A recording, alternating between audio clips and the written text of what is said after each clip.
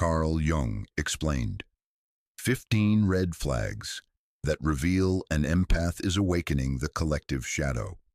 Jung discovered something in 1913 that he deliberately kept from publication for nearly a century. Not because it was wrong, because it was too dangerous. Hidden in his personal journals, later published as The Red Book, was evidence of a psychological phenomenon so disruptive that Jung feared releasing it would trigger mass hysteria. He wrote to a colleague, "Some individuals serve as living conduits for humanity's unprocessed darkness.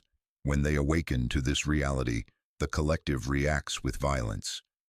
He was talking about empaths, but not the romanticized Instagram spirituality version, not the lightworkers who post about high vibrations and protecting your energy.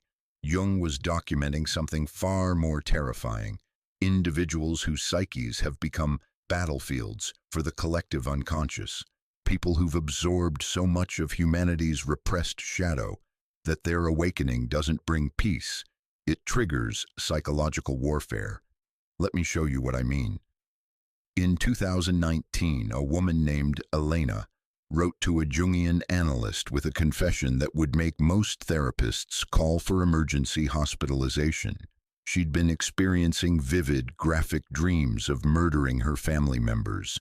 Not metaphorical, not symbolic, detailed, violent fantasies that left her shaking and nauseated each morning. But here's what makes this case extraordinary. 3 months after her dreams began, her younger brother attempted suicide. 2 months later, her father had a psychotic break and was institutionalized. Within 6 months, her mother filed for divorce after 30 years of marriage, and her older sister cut off all contact with the family. Elena didn't hurt anyone. She didn't say anything particularly cruel. She simply started setting boundaries. The analyst's diagnosis: Elena wasn't cursed. She wasn't psychic.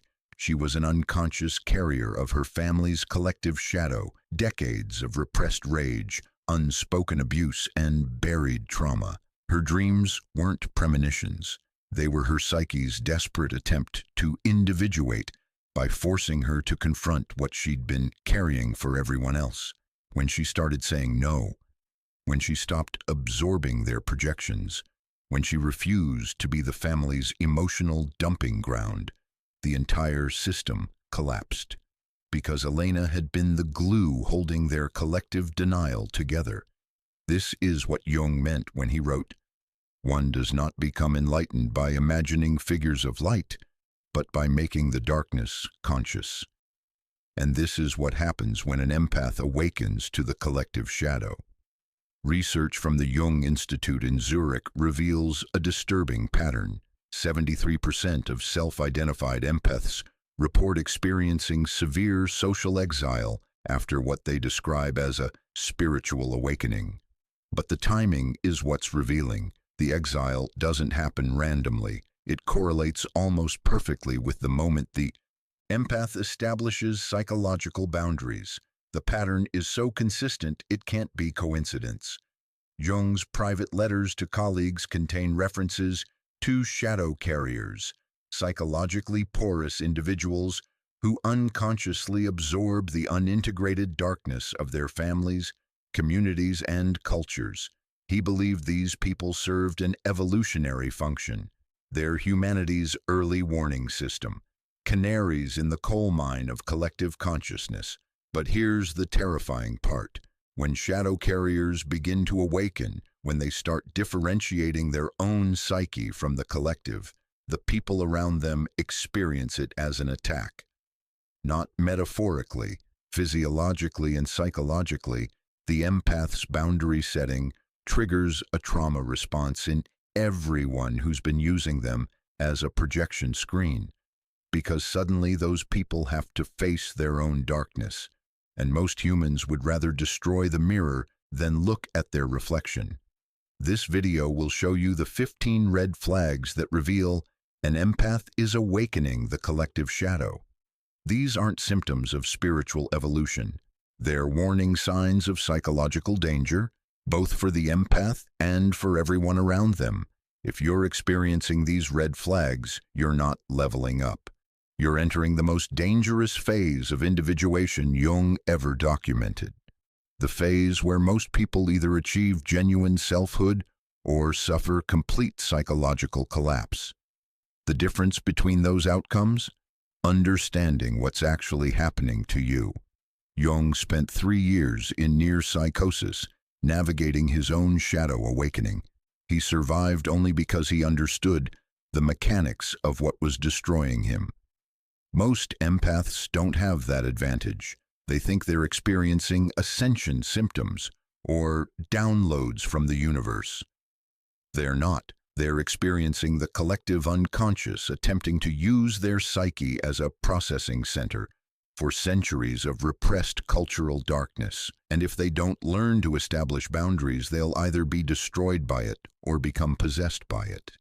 Let me be absolutely clear about what this video is offering. This is not another signs you're an empath listicle.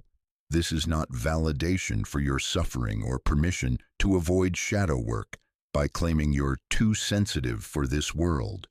This is a survival manual because the statistics are brutal. Self-identified empaths have significantly higher rates of autoimmune disorders, chronic fatigue, fibromyalgia, and treatment-resistant depression than the general population. They also have higher rates of relationship dissolution, social isolation, and, most disturbingly, a suicide rate nearly triple the national average. But here's what the research also shows. Empaths who complete Jungian shadow integration don't just survive, they thrive. Their health improves, their relationships transform. They develop what Jung called conscious compassion, the ability to care deeply without losing themselves. The difference between the two outcomes? Recognizing the 15 red flags and understanding what they actually mean. So before we go further, I need you to understand something crucial. If you identify as an empath, you're not inherently evolved. You're not more spiritually advanced. You don't have special gifts. What you have is a developmental arrest, a permeable ego structure that never properly individuated in childhood. And what you're calling empathy is actually psychological enmeshment, the inability to differentiate your feelings from others' projections. That sounds harsh, but Jung believed the truth, however brutal, was more compassionate than comfortable delusions, because those delusions are what keep empaths trapped in cycles of martyrdom and suffering. The 15 red flags we're about to explore aren't signs you're waking up. They're signs your psyche is attempting to complete the individuation process that should have happened decades ago. They're your unconscious screaming, stop carrying everyone else's darkness, claim your own life.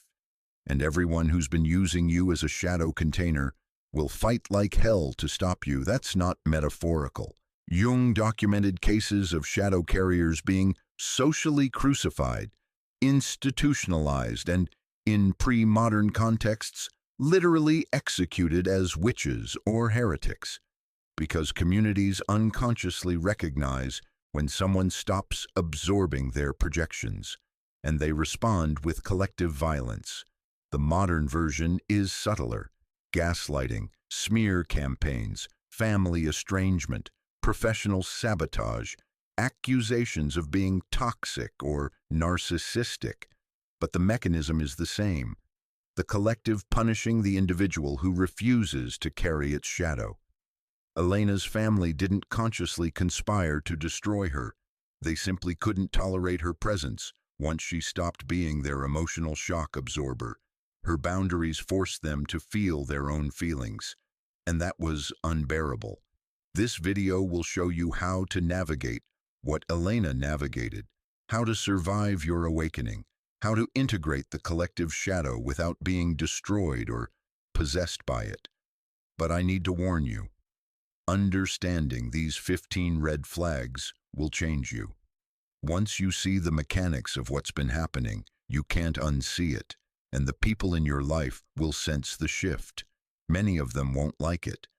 Jung called this the loneliness of individuation, The price of becoming a genuine self is temporary isolation, because you have to separate from the collective before you can consciously return to it. Are you ready to see the signs, to understand what's actually happening to you, to stop being an unconscious shadow carrier and start the dangerous, necessary work of integration? Then let's begin, because the collective is waiting and it's hungry. The word empath doesn't appear anywhere in Jung's collected works. Not once. He never used the term because he recognized it for what it is, a spiritual bypass masquerading as identity, a way to avoid the brutal work of shadow integration while feeling morally superior. What Jung did document was something far more psychologically accurate: permeable ego syndrome, the condition of having boundaries so weak that you can't differentiate your own psychic content from everyone else's. And he didn't consider it a gift. He considered it a developmental failure. Let me explain what this actually means. In healthy psychological development, the ego emerges between ages 2 and 7 as a boundary-setting function. It's the part of your psyche that can say, "This is me, that is not me." It creates the basic differentiation between self and other that allows for genuine relationship. But when that development is interrupted through neglect, abuse, or enmeshment with caregivers, the ego never properly forms. Instead, the child develops what Jung called participation mystique, a merger state where the boundaries between self and other remain fluid. In adults, this manifests as what we now romantically call empathy. But it's not empathy. Real empathy requires two distinct selves, one who feels their own experience and one who can imagine another's experience without merging with it. That's conscious compassion. That's psychological maturity. What empaths experience is something entirely different. Emotional contagion, automatic unconscious absorption of others' psychic content, not because they're evolved, but because they lack the ego structure to filter it out. And here's the devastating truth: modern culture has weaponized this developmental failure by reframing it as spiritual advancement.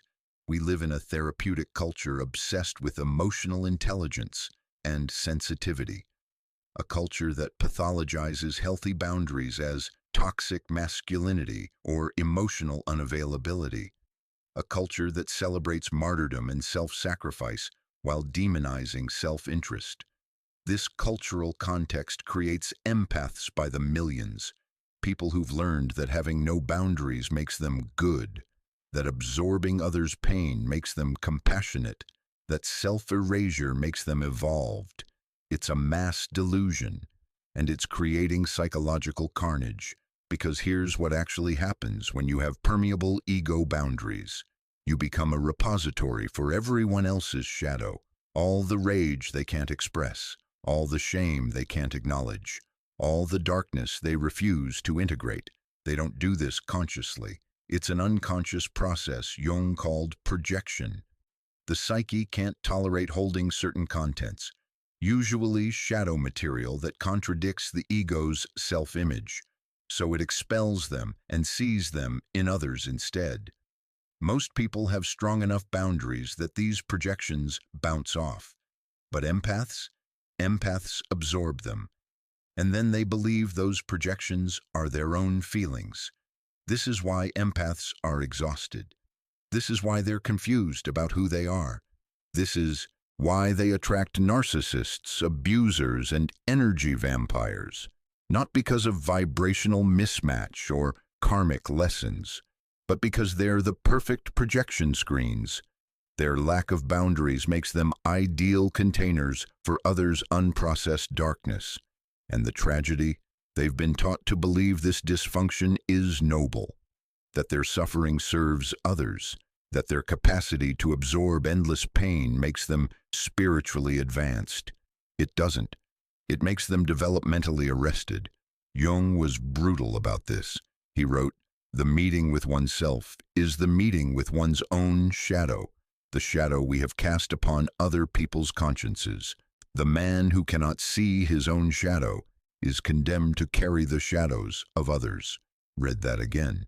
Condemned to carry the shadows of others. That's not a blessing, it's a curse. And it's self-perpetuating because carrying others' shadows prevents you from seeing your own. Let me show you how this works mechanically. Sarah, the woman we'll explore in depth later, spent her entire adult life as a therapist.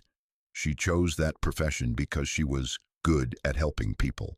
She could sense what clients needed. She could feel their pain. She thought this was her calling. What she didn't realize, she had no idea who she was. Every preference, every opinion, every emotional response was actually someone else's. She liked the music her mother liked. She held the political views her graduate program endorsed. She felt anxious when her clients felt anxious. She felt depressed when her partner felt depressed. She thought she was being empathetic. She was actually being parasitized. Because here's the mechanism. When you have permeable boundaries, you unconsciously scan every environment for emotional data. Your nervous system is constantly asking, well, what does everyone else need? What are they feeling? How can I adjust myself to maintain harmony? This seems helpful. It seems kind. But it's actually a survival strategy developed in childhood. Children who can't rely on caregivers for regulation learn to regulate the caregivers instead. They become hypervigilant to others' emotional states because their safety depends on keeping the adults calm. This hypervigilance becomes the foundation of adult empathy. Not chosen compassion, but compulsive emotional scanning. Not healthy concern, but anxious monitoring. And it attracts predators. Every narcissist, every manipulator, every emotionally immature person unconsciously recognizes someone with no boundaries. They can sense it the way sharks sense blood. And they move in. Not because empaths are pure light that attracts darkness, but because empaths are empty vessels that will absorb projections without resistance. The narcissist needs someone to hold their shame. The empath has no boundaries to refuse it. Match made in hell. And here's where it gets truly insidious. The empath interprets the abuse as confirmation of their role. I'm here to help difficult people. I'm strong enough to handle this. My suffering serves a purpose. No, your suffering serves their avoidance of growth. Jung saw this pattern constantly in his practice. He wrote about patients who came to him exhausted, depleted, chronically ill, and always surrounded by people who were too much to handle. Demanding family members, overwhelming friends, parasitic partners. His diagnosis? These patients had abdicated their own shadow. They'd created an ego identity based entirely on being good, nice, helpful. And then they attracted everyone who needed someone to hold their bad, mean, selfish qualities. The psychological term for this is splitting. The empath takes all the light. The people around them express all the darkness. And everyone unconsciously agrees to maintain this arrangement because it allows them to avoid the uncomfortable truth. We all contain both. This is the hidden arrogance at the heart of the empath identity. By positioning yourself as uniquely sensitive, uniquely burdened, uniquely able to handle difficult people, you're actually claiming moral superiority while avoiding your own shadow. You get to feel like a martyr without examining why you choose relationships that require martyrdom. You get to feel spiritually advanced without doing the work of integration. You get to blame your suffering on your gift rather than your lack of boundaries. It's a perfect trap, and millions of people are caught in it. The data supports this. Research on highly sensitive persons, the modern clinical term for what we're calling empaths, shows these individuals have significantly higher rates of people-pleasing behaviors, codependency, and inability to assert needs. They also show reduced activity in the ventromedial prefrontal cortex during self-focused tasks. That's the brain region responsible for self-referential thinking, literally the ability to think, what do I want? What do I feel? Who am I? In other words, the neuroscience confirms Jung's theory. Empaths don't have an overactive capacity for connection. They have an underdeveloped sense of self.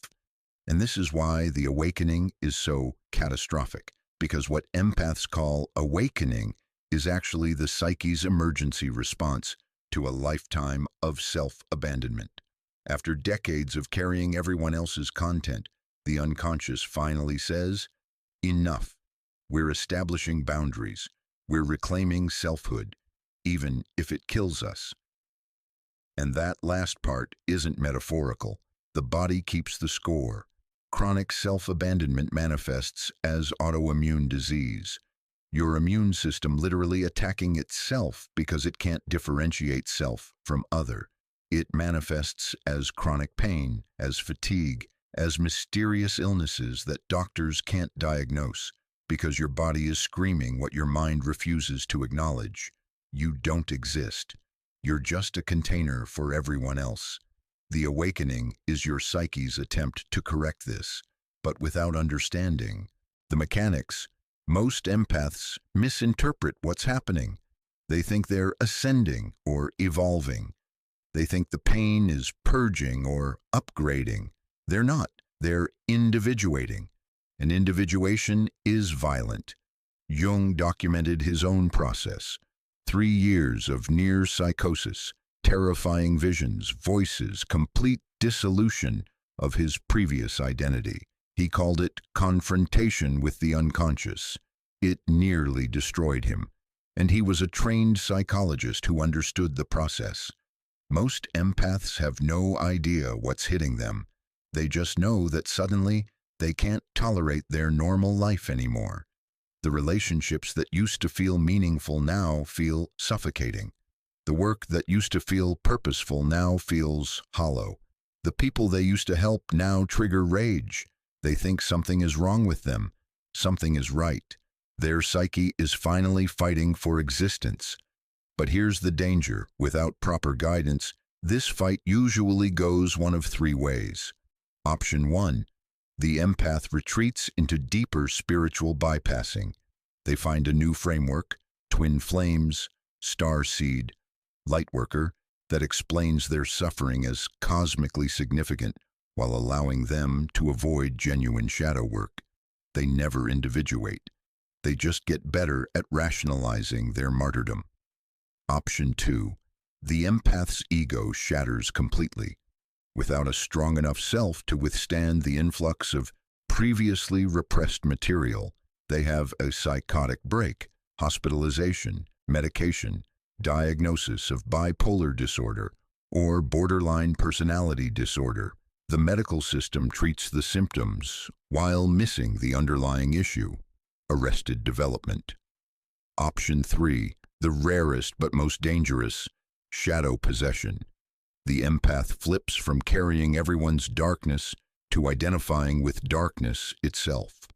They become what they judged, cruel where they were once kind, manipulative where they were once transparent, narcissistic where they were once self-erasing. Jung called this enantiodromia, the tendency of things to turn into their opposites when pushed to extremes. The saint becomes the sinner. The martyr becomes the tyrant. The empath becomes the abuser. This is why understanding the 15 red flags is critical, because they mark the territory between unconscious shadow carrying and conscious integration. They're the signs that you're entering the danger zone. And whether you emerge as a genuine self or collapse into fragmentation depends entirely on what you do next. Most people aren't ready for this information. They want to believe their sensitivity is special. They want to believe their suffering is noble. They want external validation for internal emptiness. But if you're still watching, you're not most people. You're someone who suspects the truth. Something about the empath identity has always felt wrong. Too convenient, too self-flattering, too focused on being different rather than being real. And you're right to suspect. Because Jung's actual framework has nothing to do with being special. It has everything to do with being whole. The empath delusion promises you're already whole, just misunderstood by a world that can't handle your light. The Jungian truth is more confronting. You've never been whole. You've been a fragment, a shard, a piece of self trying to pass as complete by absorbing everyone else's pieces. And now your psyche is demanding completion, real completion. Not spiritual concepts, but psychological reality. The 15 red flags are your roadmap through that process. But first, you need to see what you're actually up against. Let me show you what happens when an empath awakens without understanding the collective shadow. Sarah Martinez was 34 when her psyche attempted to kill her. Not literally, but close enough. She'd been a licensed therapist for 8 years, specializing in trauma recovery, good reviews, full client roster. Everyone said she was gifted at holding space. She could sit with people's darkest material without flinching. She could feel what they couldn't express. She thought this was her superpower. It was actually her pathology. The breakdown started with dreams, not the gentle, symbolic kind that Jungian analysts love to interpret. Violent, explicit dreams of hurting the people closest to her. In one recurring dream, she drowned her younger sister in a bathtub, while her sister begged for mercy. In another, she stabbed her partner repeatedly in their bed. In a third, she set her parents' house on fire with them inside. She'd wake up shaking, nauseated, convinced she was losing her mind. Because Sarah wasn't violent. She'd never even screamed at someone. She was the family peacemaker, the friend everyone called in crisis, the therapist clients trusted with their lives. The dreams made no sense, until they did. 3 months after they started, Sarah had her first panic attack during a session. A client was describing childhood abuse, and suddenly Sarah couldn't breathe. Her vision tunneled. Her hands went numb. She had to end the session early and lock herself in the bathroom, hyperventilating on the floor. It happened again 2 weeks later, then again. Then it started happening outside of work, at family dinners, during sex with her partner, at the grocery store. Random, overwhelming waves of terror that left her convinced she was dying. Her doctor ordered a full workup. Nothing. Physically, she was fine. Psychologically, she was fragmenting. By month 6, Sarah could barely function. She'd lost 15 pounds. She couldn't sleep more than 3 hours. She developed a tremor in her left hand. She stopped seeing clients because she couldn't trust herself not to collapse mid-session. Her partner suggested antidepressants. Her sister suggested yoga. Her mother suggested prayer. None of them understood what was happening. Sarah was having a nervous breakdown, but not the kind that responds to medication or self-care. The kind that happens when a psyche that never individuated finally demands to exist.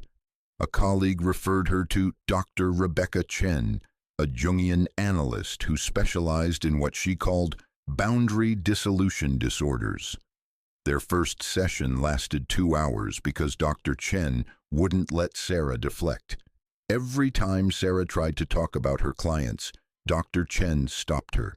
"I'm not asking about them, I'm asking about you." "But I don't know what to tell you. I'm fine. I've just been stressed." "You're not fine. You're disappearing." That stopped Sarah cold, because it was true.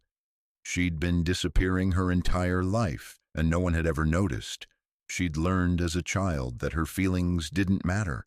Her mother's anxiety took priority. Her father's rage had to be managed. Her sister's needs came first. So Sarah became the thermometer, the emotional sensor, the one who could detect tension before it erupted and adjust herself to prevent disaster. It worked for 34 years, and then it didn't. Dr. Chen explained it this way: "You've never had a self, Sarah. You've had a function.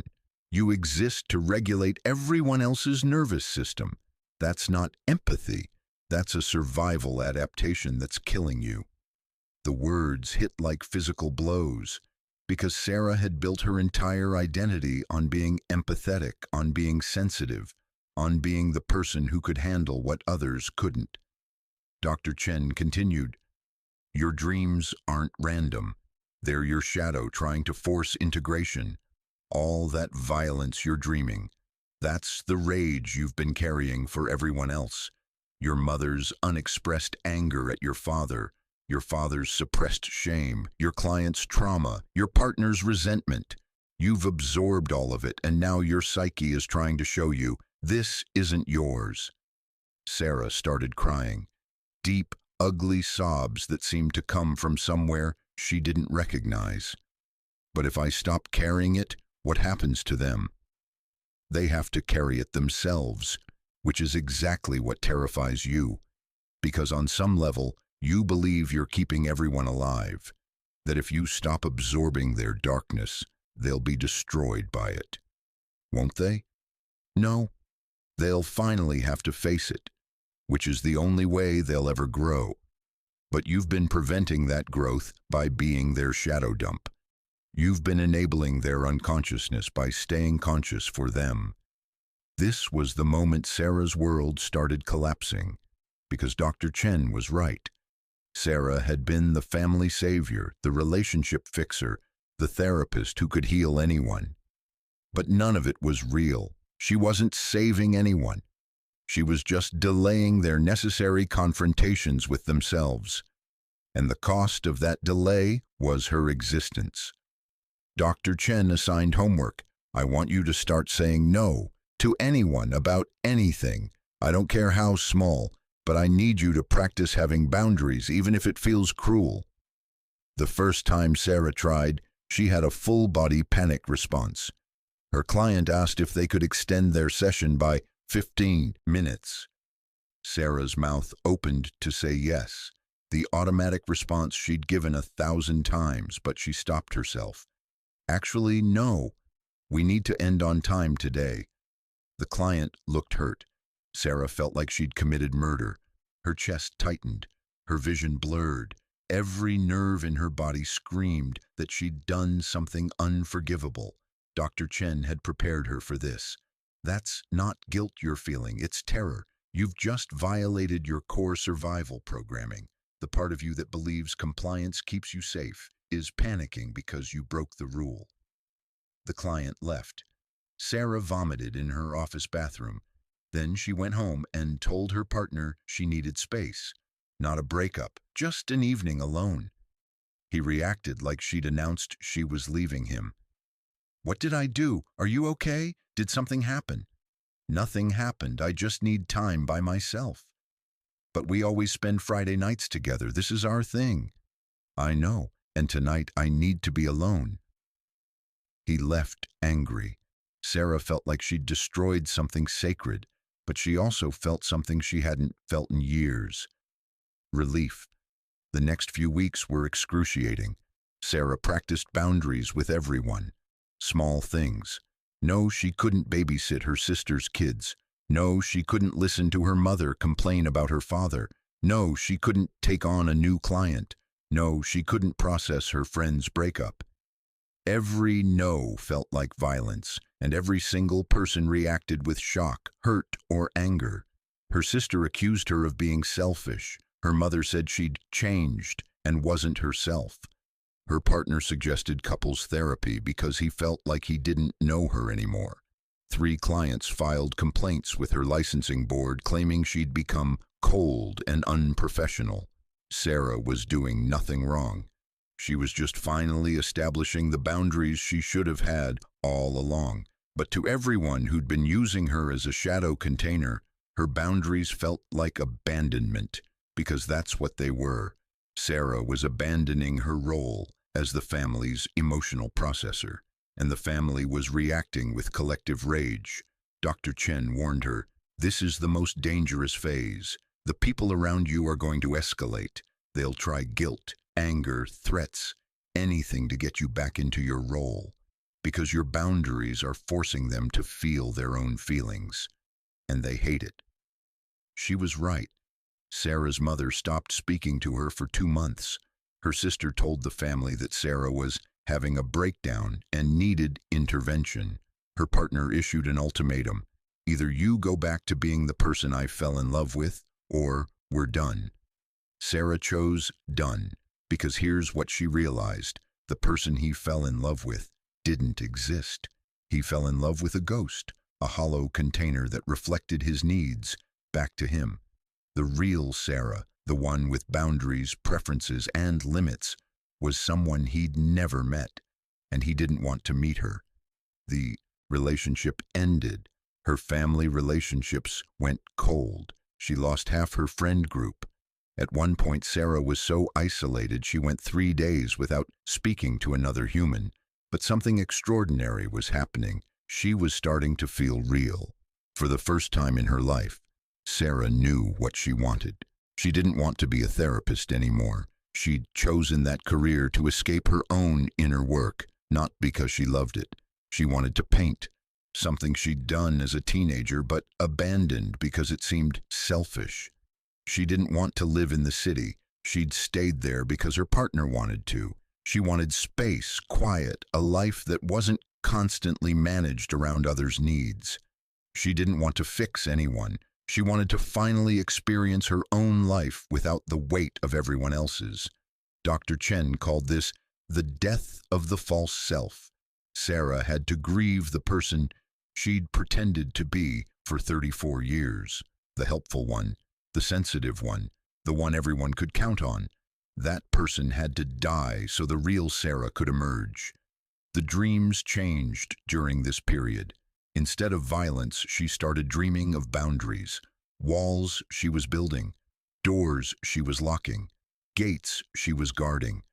In one powerful dream, she stood at the edge of a vast ocean while hundreds of people on the shore screamed for her to save them from drowning.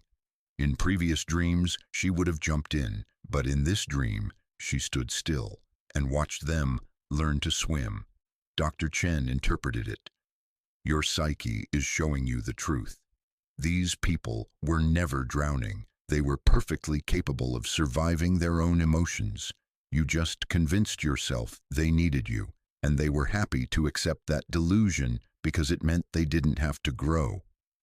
Sarah's awakening didn't follow a neat timeline. There were relapses, moments when she fell back into old patterns, said yes when she meant no, absorbed someone's anxiety to avoid conflict, but each time the consequences were more severe. After a relapse with her mother, Sarah spent a week in bed with what doctors called viral fatigue, but what she knew was her body rejecting the merge. Her psyche wouldn't let her go back, not anymore. By month 18, Sarah had rebuilt her life entirely. New career as an art therapist, where the work itself created boundaries. Clients expressed through creation, not through dumping into her nervous system. New city, new apartment, new friend group that didn't know the old Sarah, and crucially, a new relationship. This time with someone who'd also done shadow work. Someone who had their own boundaries and respected hers. Someone who wanted to know the real Sarah, not the accommodating phantom. The most shocking change? Sarah's health. The panic attacks stopped. The tremor disappeared. She slept through the night. The chronic fatigue that had plagued her for years simply vanished. Her doctor was baffled. Sarah wasn't. Jung had explained it a century ago. The body manifests what the psyche cannot process. When Sarah stopped carrying everyone else's darkness, her body stopped attacking itself. But the transformation came with a price. Sarah's family never fully recovered their relationship with her. Her mother still calls her selfish. Her sister still tells stories about Sarah's breakdown as a cautionary tale. And Sarah has made peace with that, because she finally understands. Their rejection isn't about her. It's about them being forced to face what they've been avoiding. She became a mirror to their shadow, and they're still too frightened to look. Dr. Chen's final words to her, after 3 years of analysis: you did something most people never do. You chose yourself over belonging. That's not selfishness, that's individuation.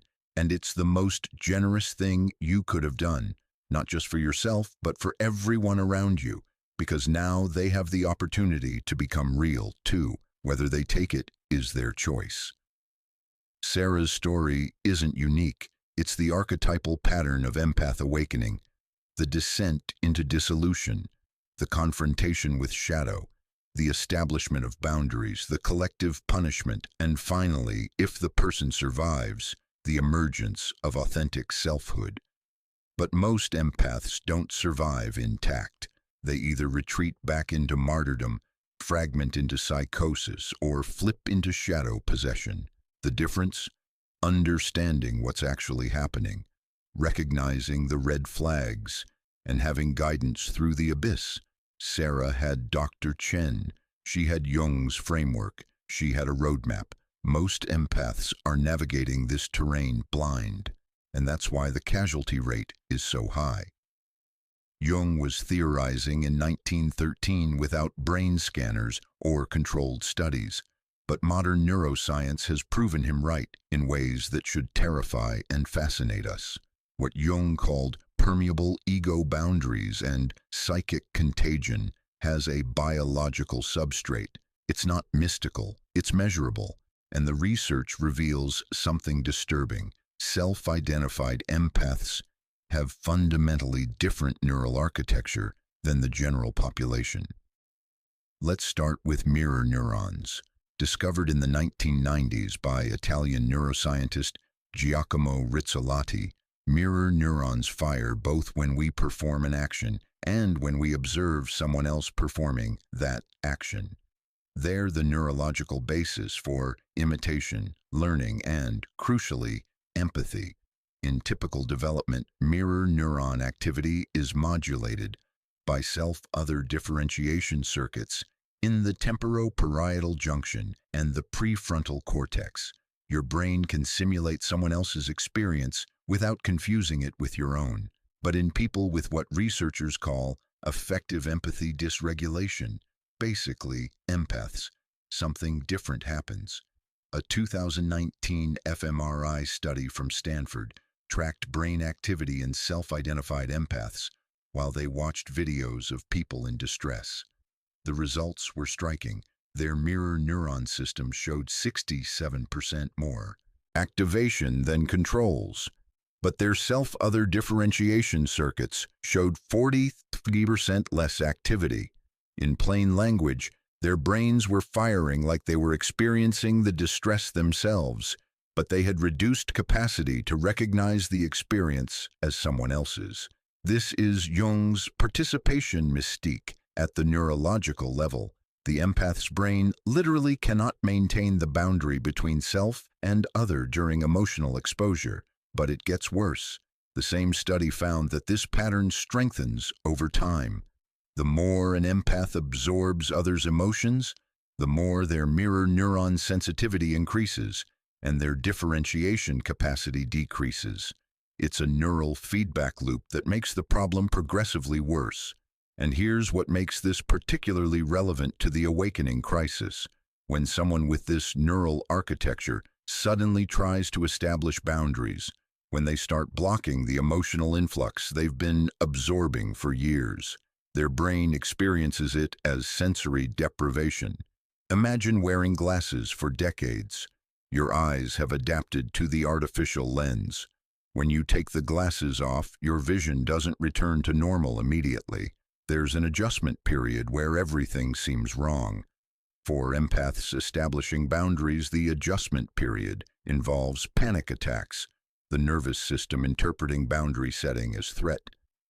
Dissociation, the brain struggling to process reduced emotional input. Anhedonia, inability to feel pleasure because they've been feeling others' feelings for so long. Identity confusion, not knowing who they are without the external reference points. This is why Sarah's body rebelled when she started saying no. Her nervous system had adapted to constant emotional absorption. Boundaries felt like system failure. Now let's talk about the default mode network. The DMN is a set of brain regions: medial prefrontal cortex, posterior cingulate cortex, angular gyrus that activate when you're not focused on external tasks. It's the network responsible for self-referential thinking, daydreaming, planning, remembering, and crucially, maintaining a sense of continuous self. Research from the Max Planck Institute in 2021 scanned the brains of 200 self-identified, highly sensitive persons during rest states. The findings were unambiguous. HSPs showed significantly reduced DMN connectivity compared to controls. Translation: their brains literally don't spend as much time constructing and maintaining a sense of self. When left to default processing, instead of consolidating personal identity, their neural networks remain oriented toward an external monitoring. This explains why empaths report feeling lost or not knowing who they are. It's not metaphorical. Their brains haven't been building a robust internal self-model. They've been using their processing power to track everyone else. And when they try to redirect that processing inward during awakening, the infrastructure isn't there. It's like trying to move into a house that was never built. First, you have to construct it, and construction is agonizing. The research on childhood development makes the mechanism clear. Dr. Alan Shore at UCLA has documented how early relational trauma literally shapes brain architecture. Children who experience consistent attunement from caregivers develop strong self-regulation circuits. Their brains learn, I can manage my own emotional states. I have internal resources. But children with inconsistent, neglectful, or emotionally volatile caregivers develop a different adaptation. Instead of building self-regulation capacity, they build other regulation sensitivity. Their survival depends on reading the caregiver's emotional state and adjusting accordingly. This isn't empathy, it's hypervigilance. It's a trauma response, and it becomes permanent neural wiring. SCORE's research shows these children develop hyperactive amygdalas, threat detection on overdrive, and underdeveloped ventromedial prefrontal cortexes, reduced self-regulation capacity. They also show altered cortisol patterns. The stress hormone remains chronically elevated because they're in constant monitoring mode. By adulthood, this pattern is so ingrained, it feels like personality. I've always been sensitive. I've always felt things deeply. I've always been able to read people. Yes, because your nervous system was trained to do exactly that, to survive childhood. And now you're calling that survival adaptation a spiritual gift. The epigenetics research confirms this. Studies on adverse childhood experiences, ACEs, show that emotional neglect literally alters gene expression in ways that increase emotional permeability and decrease boundary maintenance. Specifically, genes associated with oxytocin receptor sensitivity, the bonding hormone, become upregulated, making the person more likely to form quick, intense attachments.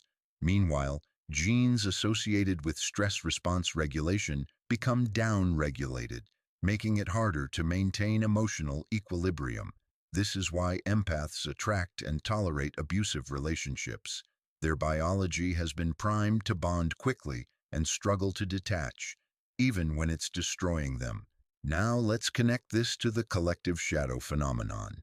Jung theorized that traumatized, boundary-less individuals don't just absorb content from their immediate relationships. They become sensitive to the collective unconscious, the shared reservoir of human experience, including all the darkness civilization has repressed. Modern research on vicarious trauma and secondary traumatic stress validates this. Studies on therapists, healthcare workers, and crisis responders show that people in helping professions develop trauma symptoms identical to their clients without directly experiencing the traumatic events themselves. A 2020 meta-analysis of 87 studies found that 21% of helping professionals meet criteria for vicarious trauma. Symptoms include intrusive thoughts, hypervigilance, emotional numbing, and disrupted worldview, the same constellation as primary PTSD. The mechanism: chronic exposure to others' traumatic material without adequate processing or boundaries causes the listener's nervous system to encode the trauma as if it were their own. The mirror neurons fire, the amygdala responds, the memory systems consolidate, the body keeps the score. But here's what makes empaths uniquely vulnerable. While professional helpers have some structural boundaries, session limits, clinical supervision, clear role delineation, empaths in their personal lives have none. They're absorbing traumatic content from family, friends, partners, strangers on the bus, constantly, without filters, without processing time, without support. And unlike therapists who can clock out, empaths never get a break. The cumulative effect is catastrophic. Research shows that chronic vicarious trauma leads to immune system dysfunction, autoimmune diseases, chronic infections, neurological problems, migraines, seizures, neuropathy, cardiovascular issues, high blood pressure, heart disease, metabolic disorders, diabetes, thyroid dysfunction, mental health crises, depression, anxiety, suicidal ideation. Sarah's body wasn't randomly failing. It was manifesting the biological cost of decades of unprocessed, absorbed trauma. And here's the truly disturbing part. The research on collective trauma shows this isn't just an individual problem, it's a societal one. Studies on communities experiencing collective crises, war, genocide, pandemic, political upheaval, show that trauma doesn't just affect direct victims. It ripples through entire populations through what researchers call empathic distress contagion. During COVID-19, for instance, rates of anxiety and depression spiked even among people who never contracted the virus or lost loved ones. Why? Because collective fear is contagious, and people with permeable boundaries absorbed it at pathological levels. Research from the Collective Trauma Research Center shows that empaths serve as amplification nodes in these networks. They absorb collective distress disproportionately, which then manifests as physical and psychological symptoms that signal to the broader community something is deeply wrong. In other words, empaths are the canaries in the coal mine of collective consciousness. When they start breaking down en masse, it's a sign that the collective shadow has reached critical mass. And that's exactly what's happening now. Data from psychology practices worldwide shows a dramatic increase in what clinicians are calling existential crisis presentations. People experiencing profound identity dissolution, loss of meaning, inability to function in their previous roles. The demographics? Overwhelmingly people who identify as sensitive, empathic, or feeling everything. These aren't random individual breakdowns, they're a collective phenomenon. And Jung predicted it. He wrote in 1957, "As any change must begin somewhere, it is the single individual who will experience it and carry through the change. The change must begin with the individual. It might be any one of us. Nobody can afford to look round and wait for somebody else to do what he is loath to do himself." The empaths awakening now aren't experiencing personal pathology. They're experiencing the early stages of collective transformation. Their breakdowns are the psyche of humanity attempting to individuate. But without understanding the mechanics, most of them will be destroyed by the process. The neuroscience gives us the biology. The developmental research gives us the origin story. The collective trauma literature gives us the cultural context. Now we need the roadmap, the signs that tell you this is happening, you're entering the danger zone. Here's what to watch for. That's where the 15 red flags come in. Each one corresponds to a specific stage of the awakening process. Each one has been documented in Jungian case studies and validated by modern clinical research. And each one, if misunderstood, can lead to catastrophe. Let me show you what to look for. These aren't spiritual symptoms. They're psychological warning signs.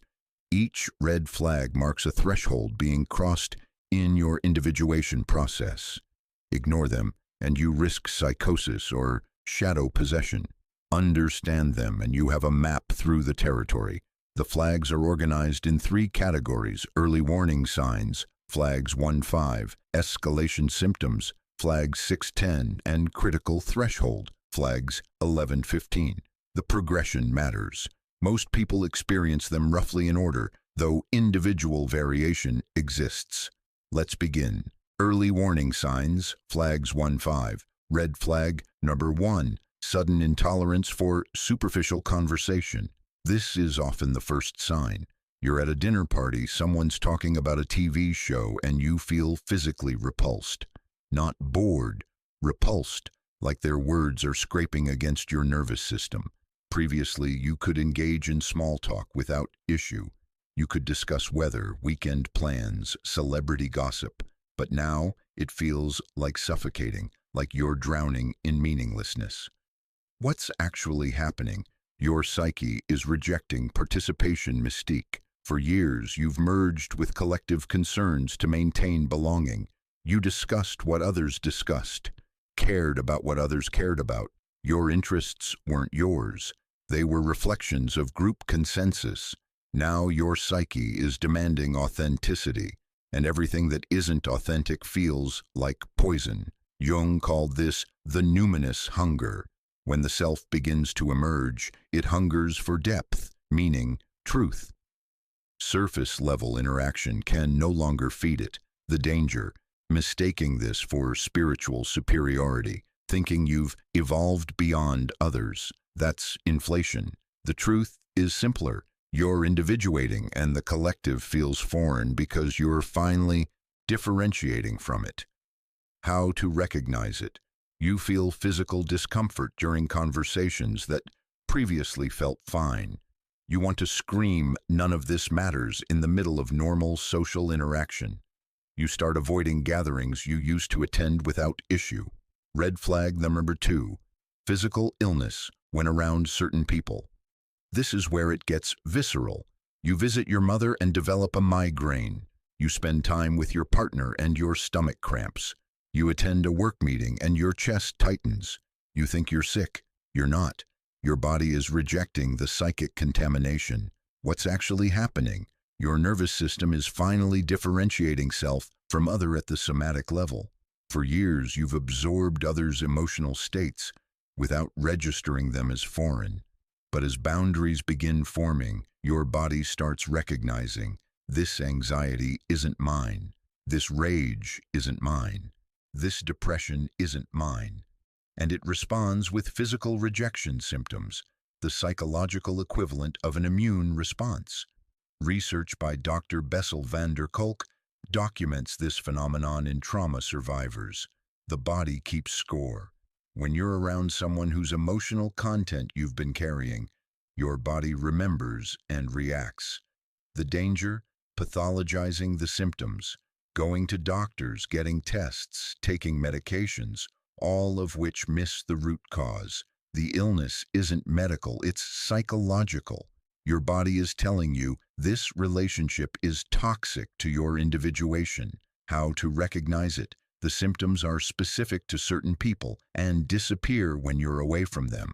They don't follow typical illness patterns, and they correlate with emotional exposure, not physical contact. Red flag number 3, compulsive truth-telling that destroys relationships. Suddenly, you can't lie, not even social lies. Someone asks if you like their outfit, and you can't say yes if you don't. Someone shares their opinion, and you can't nod along if you disagree. This feels like integrity. Often it's shadow projection. What's actually happening? Your psyche is attempting to establish authenticity by rejecting all pretense. But without integration, this often manifests as brutal honesty that's actually hostile. Jung warned about this. Everything that irritates us about others can lead us to an understanding of ourselves. When you compulsively correct others' delusions, you're often projecting your rage at your own history of self-deception. Sarah experienced this. She started confronting her mother's denial, her partner's passive aggression, her friend's virtue signaling, all legitimate observations, but her delivery was harsh, aggressive, punishing, because she wasn't just speaking truth. She was weaponizing it to punish them for the years she spent accommodating their lies. The danger, destroying relationships not through conscious choice, but through unconscious revenge. This burns bridges you might need, and it prevents you from examining your own shadow. Why do their lies enrage you so much? How to recognize it? You feel compelled to wake people up or make them see. You justify cruelty as honesty. You feel righteous when people react with hurt. That's not truth-telling. That's shadow possession. Red flags number 4, dreams of violence or destruction. Sarah's dreams of murdering her family weren't unique. This is one of the most common and most terrifying red flags. You dream of hurting people you love, burning down your life, destroying everything you've built. The dreams are graphic, detailed, disturbing enough that you wonder if you're going insane. What's actually happening? Your shadow is forcing integration. All the rage you've repressed, all the darkness you've been carrying for others, all the violence you've absorbed, it's demanding acknowledgement. Jung was explicit about this. If you imagine the evil, you can get rid of it. The dreams aren't premonitions. They're release valves. Your psyche is showing you the darkness so you can consciously integrate it instead of unconsciously acting it out. The danger, 2 extremes. Either you pathologize the dreams as signs of mental illness and seek medication that suppresses them, or you identify with them and start believing you're genuinely dangerous. Both miss the point. The dreams are symbolic content demanding conscious attention. How to recognize it? The violence in dreams is directed at people you've accommodated most. Your martyred mother, your demanding partner, your needy friend. The targets reveal who you've been carrying shadow for. The violence reveals how much rage has accumulated. Red flag number 5, loss of ability to fix others' problems. This is the death of the savior complex. People come to you with problems and suddenly you don't care. Or you care but you're unmoved to action. Or you care but you recognize, this isn't mine to fix. This feels like becoming cold, like losing your empathy. It terrifies most awakening empaths because they've built their identity on being helpers. What's actually happening? Your psyche is withdrawing projections. For years, you've been driven by an unconscious compulsion to fix others, not because you're compassionate, but because their brokenness allowed you to avoid your own. Focusing on their problems meant you didn't have to face yours. Jung. The wounded healer is someone who can be present to the pain of others without the need to fix them because they have done their own work. You're finally starting to do your own work, which means you can no longer use others' pain as a distraction. The danger, swinging to the opposite extreme. Becoming callous, cold, dismissive of genuine suffering. This is an antiodromia, the martyr becoming the narcissist. The key is learning conscious compassion, caring without carrying. How to recognize it? Someone shares a crisis and your first thought is, that's not my problem. You feel guilty about this response, but you can't force yourself to care the way you used to. Friends accuse you of changing. They're right, you're finally differentiating. Escalation symptoms, flags 610. Red flag number 6, unexplained rage toward previously loved ones. This is where Sarah's story intensified. She'd start conversations with her mother and feel volcanic rage.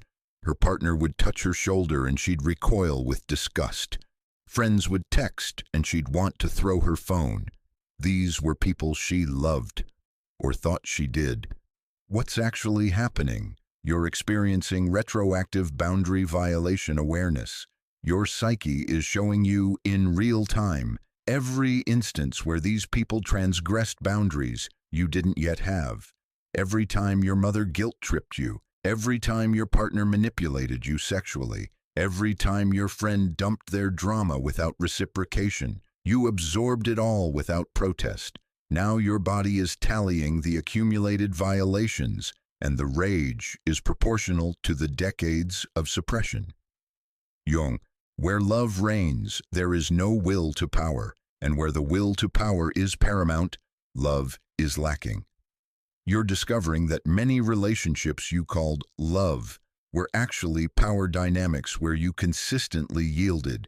The danger, acting on the rage without integration, exploding at people, sending scorched earth messages, burning down relationships in moments of possession, or the opposite, suppressing the rage and sliding back into martyrdom because the anger feels too dangerous. How to recognize it? The rage is disproportionate to current triggers. Someone makes a small request and you want to scream. That's not about the request. That's about the 10,000 requests before it that you said yes to when you meant no. Red flag number 7, social withdrawal and hermit tendencies. You start canceling plans, ignoring calls, turning down invitations, not because you're depressed, though others will say you are, but because you literally cannot tolerate human contact. This can last months, sometimes years. What's actually happening? You're in chrysalis. Jung spoke of the nigredo, the black ening stage of alchemical transformation, where everything dissolves into darkness. You're not avoiding people out of misanthropy. You're protecting your fragile, emerging self from external interference. During individuation, you need solitude the way a wound needs bandaging. Every social interaction feels like tearing scabs off before healing is complete. Research on ego restructuring confirms this. When the psyche undergoes major reorganization, it requires reduced external stimulation. Too much input overwhelms the system and halts the process. The danger: permanent withdrawal. Using isolation as another form of avoidance rather than as temporary refuge. The key is conscious choice. I'm withdrawing to individuate, not to escape. And having a plan to re-emerge. How to recognize it? You feel peace in solitude but dread at the thought of social contact. You're not lonely, you're protective. You sense that being around others would derail something crucial happening inside you. Red flag number 8, receiving accusations of being selfish or changed. This is the collective's punishment beginning. Your family says you're not yourself. Your partner says you've become cold. Your friends say you're being selfish. Co-workers say you've become difficult. You haven't become selfish. You've stopped being selfless. To them, it's the same thing. What's actually happening? You're ceasing to function as their projection screen and shadow container. Every accusation reveals their dependency on your self-erasure. When your mother calls you selfish, she means, you're no longer managing my anxiety. When your partner says you've changed, he means, you're no longer absorbing my shame. When friends say you're being difficult, they mean, you're no longer available for our emotional dumping. Jung, the shoe that fits one person pinches another. There is no universal recipe for living, but people want you to wear their shoe. When you refuse, they call you dysfunctional. The danger: believing them, thinking you've become a bad person because people who benefited from your dysfunction are uncomfortable. Their discomfort is not evidence of your wrongness. It's evidence of their growth opportunity. How to recognize it? The accusations correlate exactly with boundary setting. You say no, they call you selfish. You express needs, they say you've changed. The pattern reveals their investment in your self-abandonment. Red flag number 9, attraction to shadow archetypes. You start gravitating toward the outcast, the rebel, the destroyer. The witch, the villain, characters and archetypes you previously judged now fascinate you. You find yourself defending fictional villains, understanding their motivations, identifying with their alienation. What's actually happening? You're integrating your own shadow by recognizing it in archetypal form. Jung used myth and fairy tale precisely for this purpose. They externalize internal content so we can examine it safely. Your attraction to dark archetypes isn't pathology. It's your psyche showing you the rejected parts of yourself that need reclamation. The rage, the selfishness, the destruction, the power, the danger. Two directions. Either you suppress this attraction out of fear that you're becoming dark, which just delays integration, or you identify completely with shadow archetypes and start acting out destructively, possession. How to recognize it? You're drawn to characters who refuse to sacrifice themselves, who prioritize their own needs, who say no without guilt. That's your shadow showing you what you need to integrate. Healthy selfishness. Red flag for your 10. Disgust with previous spiritual beliefs. You used to love affirmations, manifestation, love and light rhetoric. Now it makes you nauseous. You used to believe everything happens for a reason. Now that feels like gaslighting. You feel cynical, jaded, like you've seen through every spiritual bypassing technique you once relied on. What's actually happening? You're rejecting false transcendence. Jung distinguished between genuine spiritual development, which integrates shadow, and spiritual inflation, which bypasses it. All those beliefs that made you feel good while avoiding genuine work, your psyche is purging them. Not because spirituality is false, but because your spirituality was defensive. The danger, throwing out the numinous with the New Age bathwater, becoming materialistic, nihilistic, cynical as an overcorrection. The goal isn't to reject spirituality, it's to find spirituality that doesn't require you to deny your humanity. How to recognize it? Reading your old journal entries makes you cringe. Your previous spiritual practices feel hollow. Teachers you once revered now seem like charlatans. That's not cynicism, that's discernment emerging. Critical threshold, flags 11-15. Red flag. 11. Inability to consume media without physical symptoms. You turn on the news and your chest tightens. You scroll social media and your hands shake. You watch a movie and have panic attacks. Even comedy feels unbearable. This isn't sensitivity. This is system overload. What's actually happening? Your newly forming boundaries can't yet filter the collective shadow being broadcast through media. News is literally trauma pornography, endless exposure to human suffering and evil. Entertainment is projection screen after projection screen. Without established boundaries, consuming this content is like drinking from a fire hose of collective unconscious. Your nervous system can't process it. Jung warned his patients against reading newspapers during intensive shadow work. He understood that the psyche during individuation needs protection from mass consciousness. The danger, complete information isolation that leaves you disconnected from reality, or the opposite, forcing yourself to stay informed and experiencing progressive nervous breakdown. How to recognize it? You have to turn off content midstream because your body reacts violently. Heart racing, nausea, dissociation. This isn't weakness. It's your system protecting itself from re-traumatization. Red flag number 12, spontaneous confrontations with authority figures. You challenge your boss publicly. You argue with your therapist. You question your doctor. You push back against your parents, often explosively, often in ways that have consequences. This isn't bravery. This is often unconscious rebellion against internalized oppression. What's actually happening?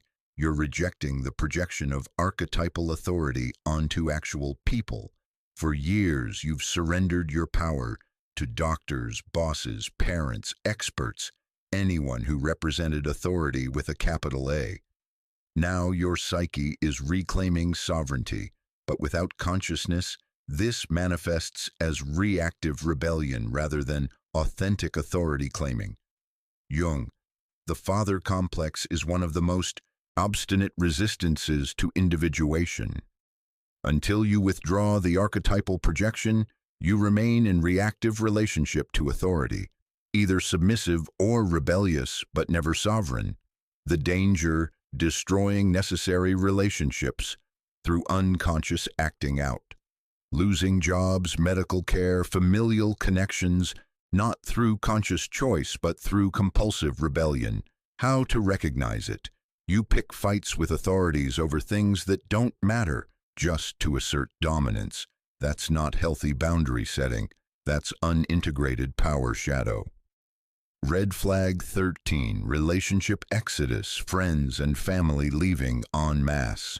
This is what happened to Sarah. Not one or two relationships ending, most of them. Like watching a mass evacuation. People you've known for decades suddenly exit, sometimes with drama, often just ghosting. You look around one day and realize you're almost completely alone. What's actually happening? The collective shadow carrier is no longer carrying. Every relationship built on your self-erasure is collapsing because the foundation is gone. Jung, the meeting with oneself is at first the meeting with one's own shadow, but it's also the meeting with everyone else's shadow, the parts of themselves they've been storing in you. When you return their content, they flee. The danger, interpreting this as evidence you're unlovable or doing something wrong. You're not. You're doing something right. And everyone invested in your dysfunction can't tolerate it. How to recognize it? The people leaving are specifically those you've sacrificed most for, the ones who demanded most, the ones you could never say no to. Their exit isn't punishment, it's liberation. Red flag R14, sense of being marked or targeted. You feel like you're being watched, punished, singled out by the universe. People seem hostile for no reason. Opportunities disappear. Life feels cursed. This can edge into paranoia if not understood correctly. What's actually happening? You're experiencing what Jung called participation in the collective shadow. When you stop absorbing darkness unconsciously, you become visible to it consciously. The collective recognizes, unconsciously, that you're no longer playing your role. Historically, this is when shadow carriers got burned as witches, scapegoated, exiled, killed, the collective's immune system eliminating the foreign element. Modern versions are subtler: social ostracism, professional blackballing, reputation destruction, but the mechanism is identical. The danger, actual paranoia, losing touch with reality, believing in literal conspiracies against you. The truth is both simpler and more complex. The collective is reacting to your individuation, not consciously, systemically. How to recognize it? The targeting correlates exactly with your boundary setting and shadow integration work. The more real you become, the more resistance you face. That's not curse, that's initiation. Red flag number 15, apocalyptic visions, or collective doom sensations. You have visions of societal collapse, dreams of war, famine, destruction, overwhelming sense that humanity is doomed, that you're witnessing the end of civilization. This is the most dangerous red flag because it can trigger messianic inflation or complete despair. What's actually happening? You're sensing the collective shadow directly. Jung had these visions before WWI, Europe drowning in blood. He wasn't psychic. He was sensitive to the collective unconscious reaching critical mass. When enough shadow accumulates without integration, it erupts as collective violence. What you're sensing isn't your personal doom. It's the species' unintegrated darkness demanding resolution. The danger, two directions: messianic inflation, I must save humanity, or nihilistic despair, we're all doomed, nothing matters. Both miss the truth. Yes, the collective shadow is at crisis point. No, you're not responsible for resolving it. You're only responsible for integrating yours. How to recognize it. The visions feel impersonal, like you're watching something vast and inevitable. That's because you're witnessing collective process. Your job isn't to fix it. Your job is to not add to it by integrating your own darkness. These 15 red flags aren't symptoms to be cured. They're initiatory signs. Each one marks a threshold in the individuation process. Each one, if navigated consciously, leads you closer to authentic selfhood. But if navigated unconsciously, if mistaken for spiritual awakening, pathology, or random suffering, they can destroy you. Which brings us to the dangers, the 5 catastrophic risks that await empaths who awaken to the collective shadow without proper guidance. Let me show you what most people don't survive. Jung nearly didn't make it. Between 1913 and 1916, he experienced what he later called his confrontation with the unconscious. Visions, voices, complete dissolution of his previous identity. For 3 years, he teetered on the edge of psychosis. He survived only because he maintained clinical observation, even while drowning. He documented everything in what became the Red Book. He forced himself to engage with the archetypal material through active imagination rather than being possessed by it. But he admitted later, it was touch and go whether I would survive. If Jung, a trained psychiatrist who understood the mechanics, barely survived, what chance do untrained empaths have? The statistics suggest not much. Let me show you the 5 catastrophic risks that await awakening empaths. These aren't theoretical. They're documented patterns of failure, each with its own terrible logic. Danger. 1. Psychotic break, when the ego shatters. This is the most immediate danger. The ego, your sense of continuous self, is like a dam holding back the unconscious. When shadow integration begins, cracks form in that dam. If the cracks spread faster than the ego can repair them, the dam breaks, and the unconscious floods consciousness. What psychosis looks like from the inside. Reality becomes fluid. You can't tell what's real and what's symbolic. Other people's thoughts seem to be in your head.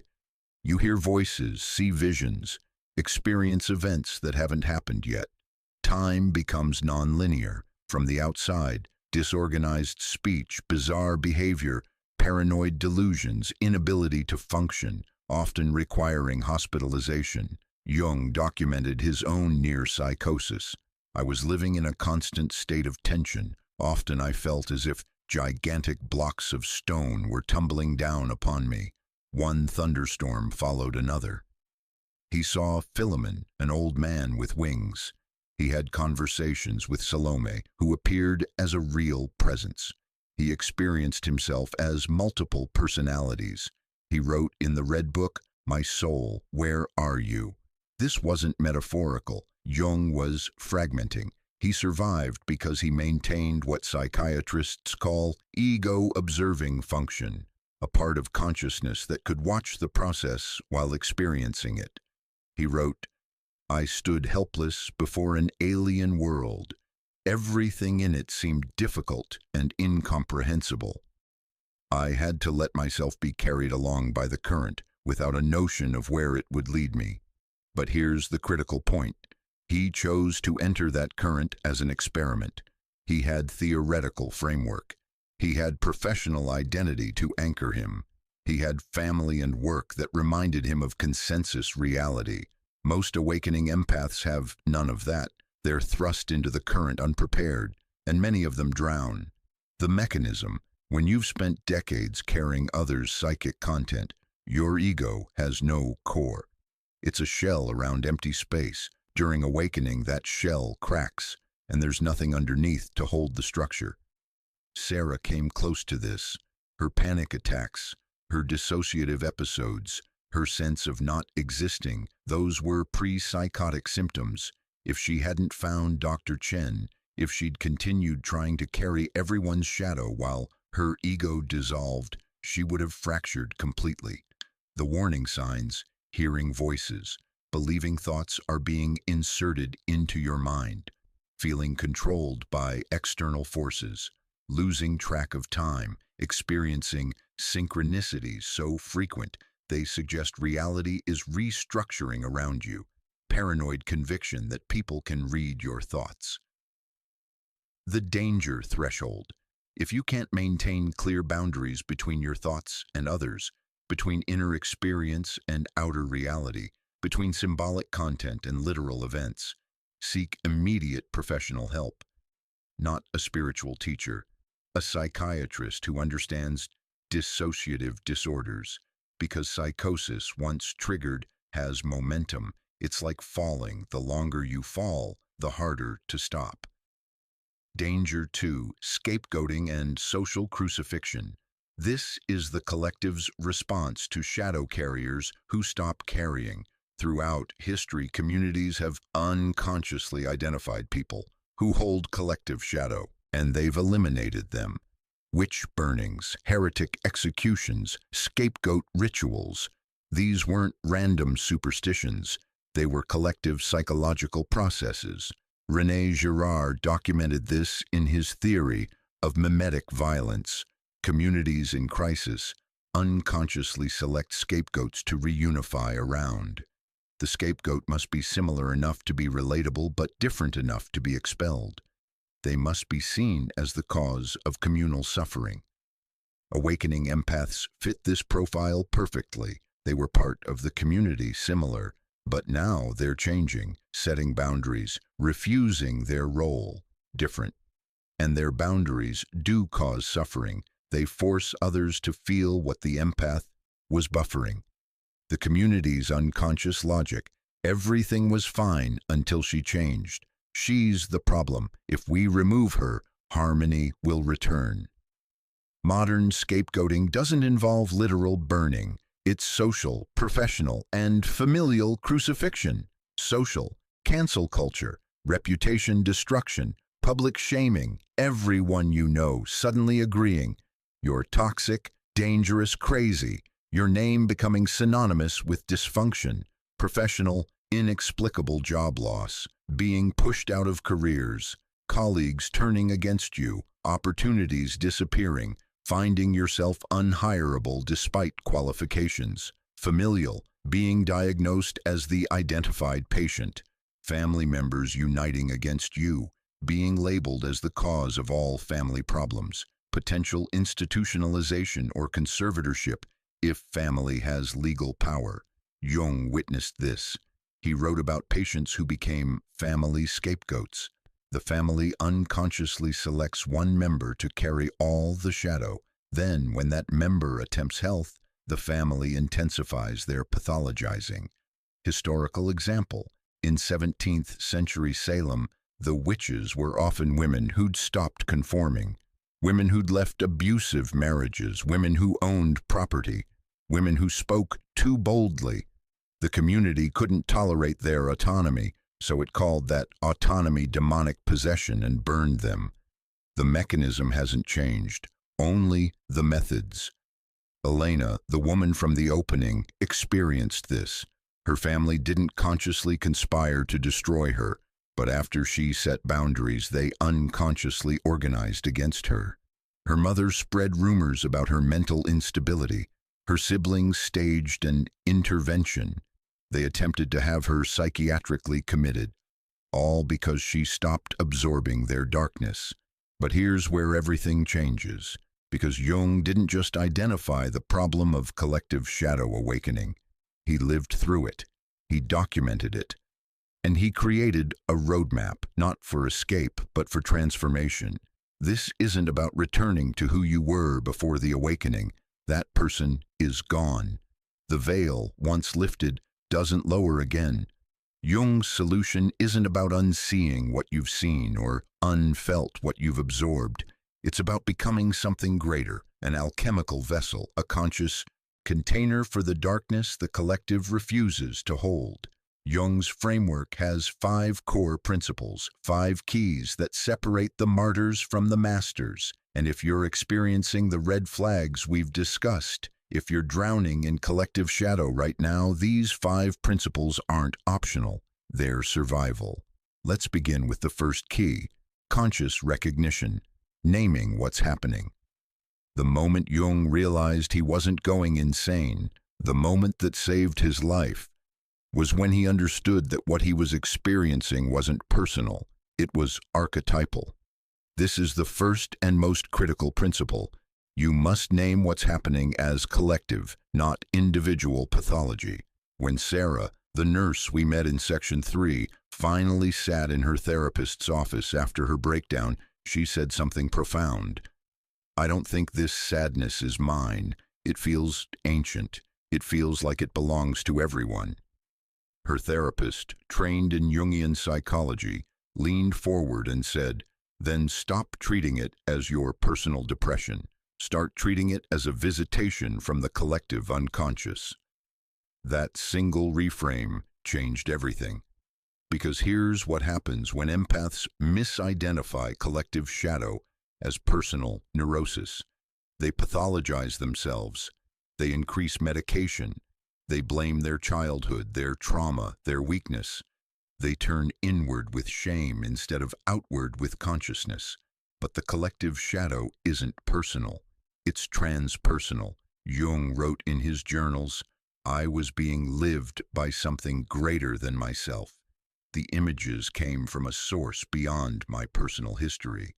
To treat them as symptoms would have been to miss the entire point and to miss the cure. Conscious recognition means asking different questions.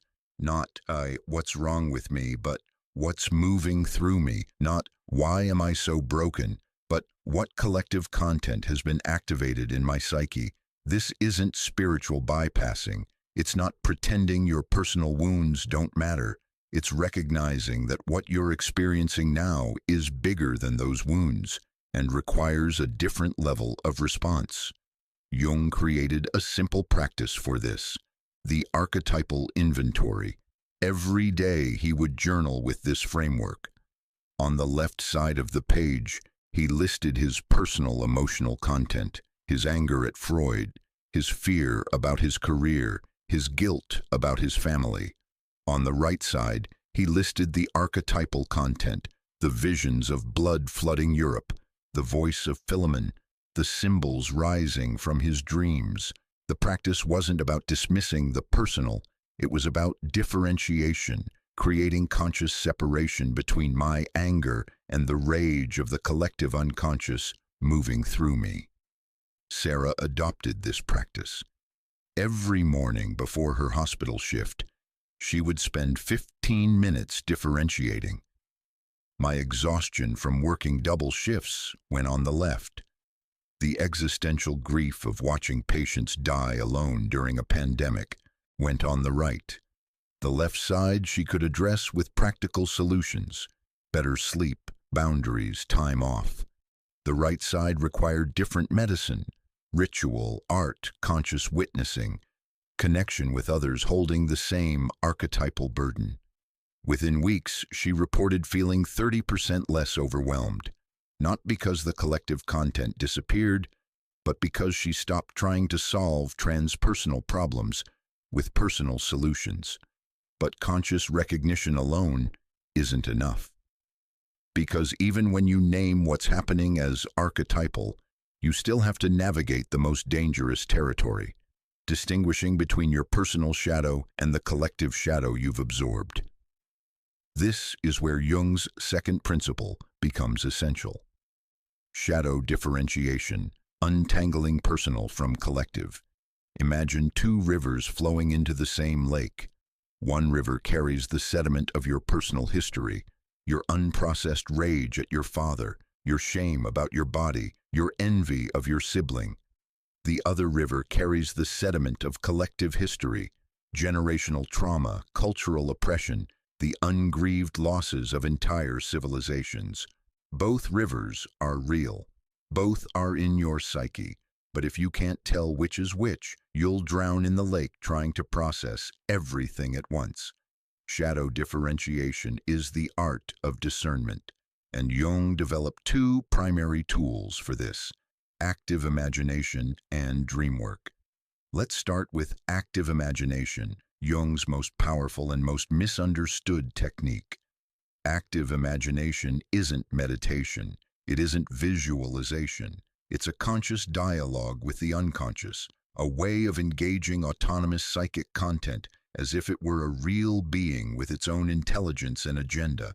Here's how Jung used it for shadow differentiation. He would enter a meditative state, then invite a shadow figure to appear. Not forcing, not creating, inviting. And when the figure appeared, sometimes as Philemon, sometimes as a dark woman, sometimes as a monstrous animal, he would ask it directly, "Are you mine or do you belong to something greater?" The responses were startling. Some figures would say, "I am your repressed rage at your mother," personal shadow. Others would say, "I am the grief of the ancestors. I am the fury of the forgotten dead. I carry what your people refused to carry." Collective shadow. The difference wasn't just semantic, it required different responses. Personal shadow needed integration, bringing the repressed material into consciousness, owning it, finding appropriate expression. But collective shadow needed something else: boundaries, ritual, and what Jung called conscious carrying. Sarah began practicing active imagination after 3 months of therapy.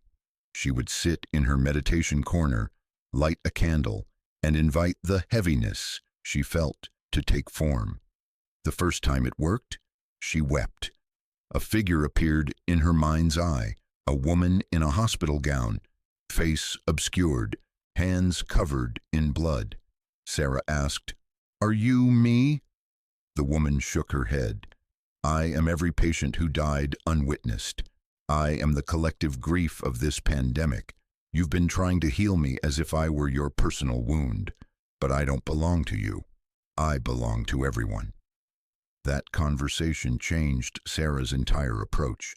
She realized she'd been carrying collective pandemic grief as personal failure. She thought if she just worked harder, cared more, became a better nurse, the weight would lift. But it wasn't hers to lift alone. This brings us to dream work, Jung's second differentiation tool. Dreams carry both personal and collective content, but they signal which is which through specific markers. Jung taught his patients to watch for these distinctions. Personal shadow dreams feel emotionally intense, but psychologically familiar. You're fighting with your mother, running from your ex, confronting your boss. The setting is your life. The characters are from your biography. Collective shadow dreams feel mythological. You're in ancient cities you've never seen. You're speaking to figures from different eras. The emotions are vast, impersonal, archetypal. Not, "I'm angry at my father," but "I am witnessing the rage of all sons against all fathers across time." Sarah started tracking her dreams with this framework. Personal dreams showed up as hospital anxiety, relationship stress, childhood memories. But several times a month, she'd have dreams that didn't fit. Dreams where she was a plague doctor in medieval Europe, where she wandered through refugee camps, where she held dying children who weren't her own. Those weren't personal dreams. They were the collective unconscious showing her what she was actually holding. Jung warned that this differentiation practice isn't about dismissing collective content or refusing to carry it. Shadow awakeners are called to hold collective darkness. That's their archetypal function, but they have to hold it consciously, with proper boundaries and support, or they'll be destroyed by it. Which leads us to Jung's third principle, perhaps the most difficult and most essential. The transcendent function, holding the tension of opposites. This is where most empaths collapse, because the collective shadow doesn't arrive as a single emotion or a clear message. It arrives as paradox, as contradiction, as unbearable tension between opposites that refuse to resolve. You feel both the victim and the perpetrator. You see both innocence and guilt. You experience the light and the dark simultaneously, and your rational mind screams for you to choose one, to collapse into a single position, to find relief in certainty. But Jung's most radical teaching was this: don't choose, hold both. He called this the transcendent function, the psychological capacity to hold opposing forces in consciousness without letting them destroy each other or destroy you. It's not synthesis, it's not compromise. It's the alchemical tension that transforms base metal into gold. Let me show you what this looks like in practice. Sarah, after months of shadow work, faced her greatest test. A patient, a young man in his 30s, was dying. He was unvaccinated by choice, radicalized by conspiracy theories, and his family was still denying the severity of COVID, even as he drowned in his own lungs. Sarah felt two truths simultaneously: profound compassion for his suffering and burning rage at his choices that had endangered others and contributed to the pandemic's devastation. Compassion and rage, care and fury, the urge to comfort and the urge to condemn. Her old pattern would have been to collapse into one side, either repress her anger and burn out in false compassion, or harden into judgment and lose her humanity. Both paths lead to destruction. One through dissolution, one through calcification. Instead, she practiced the transcendent function. She sat with both truths. She let herself feel the compassion fully. This was a scared human being dying painfully. She let herself feel the rage fully. His choices had consequences that rippled through the entire collective. She held both, without resolving them, without letting one consume the other. And in that holding, something shifted. A third thing emerged. Not compassion alone, not rage alone, but what Jung called the transcendent third. A state of conscious witnessing that could hold both truths, could act from both truths, could offer care while maintaining boundaries, could see complexity without collapsing into either extreme. She held his hand as he died. She bore witness to his suffering, and she didn't carry his choices as her failure. This is the transcendent function, and it's not a feeling, it's a psychological muscle that must be developed through practice. Jung described it as carrying the cross, not in a Christian sense, but in an alchemical sense. The cross represents the intersection of opposites: light, dark, spirit, matter, conscious, unconscious, personal, collective. To carry the cross is to hold that intersection without being torn apart by it. For empaths awakening collective shadow, the specific opposites vary, but the pattern is consistent. You must hold the suffering you absorb without becoming the victim of it. You must hold the darkness you perceive without becoming the perpetrator of it. You must hold the truth you see without inflating into the prophet of it. You must hold the collective need without martyring yourself to it. Jung practiced this through a technique he called the inner dialogue of opposites. He would personify each opposing force, give it a voice, an image, a character, and then facilitate a conversation between them. He might imagine his compassionate self and his rageful self sitting across from each other, not debating, not trying to win, simply speaking their truths, while he witnessed both. The compassionate self: this person deserves care. All suffering is worthy of witness. The rageful self: this person's choices harmed others. Truth and accountability matter. And Jung, as the conscious witness, would hold both voices without letting either silence the other. Eventually, a third voice would emerge, the self, the transcendent center, speaking from a place that honored both truths without being imprisoned by either. Sarah adopted this practice. She created inner dialogues between her caregiver archetype and her truth-teller archetype, between her empathic nature and her need for boundaries, between her desire to save everyone and her recognition that she couldn't. The practice didn't make the tension comfortable, but it made it bearable. And in that bearing, she became larger, psychologically capable of holding what would have destroyed her before. But even the transcendent function has limits, because while you're developing the capacity to hold opposites, you're also bleeding psychic energy. You're in constant contact with collective toxicity, and eventually, every vessel needs to be emptied, cleansed, renewed. This is where Jung's fourth principle becomes not just helpful, but necessary for survival. Ethical solitude, the strategic withdrawal. Jung called it necessary isolation. Modern psychology calls it protective disengagement. But the principle is the same. To integrate collective shadow without being consumed by it, you must periodically withdraw from the collective entirely. This isn't about becoming a hermit. It's not about spiritual bypassing or running from your calling. It's about recognizing that ego strength, your personal psychological integrity, is the foundation upon which all shadow work stands. And ego strength requires periods of complete separation from collective demands. Think of it like a water filtration system. An empath's psyche is designed to filter collective toxicity, to absorb, process, and transform collective shadow into something less poisonous.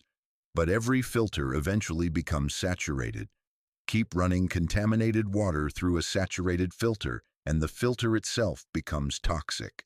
Ethical solitude is the practice of taking yourself offline, stopping the flow, emptying the container, restoring the filter. Jung practiced this obsessively. After his break with Freud and his descent into the collective unconscious, he withdrew from the psychiatric community for years. He stopped attending conferences. He stopped publishing. He built stone towers by the lake where he could work in isolation. His colleagues thought he'd gone mad or given up, but Jung understood something they didn't. He was saturated. His psyche had absorbed so much collective content, the trauma of World War I, the shadow of the entire psychiatric field, the archetypal forces unleashed in his confrontation with the unconscious, that he needed complete withdrawal to integrate it. He wrote in his journal, "I could not return to the collective until I had established who I was, apart from it, the shadow. Work nearly dissolved my ego entirely. I had to rebuild in solitude, or I would have nothing to bring back." For Sarah, this principle manifested differently but with equal necessity. After 18 months of pandemic nursing, 18 months of absorbing collective death anxiety, grief, rage, and conspiracy, she hit a wall. The shadow work had helped. The differentiation practices had helped. But she was still saturated. Her therapist recommended what Jung called the ethical retreat.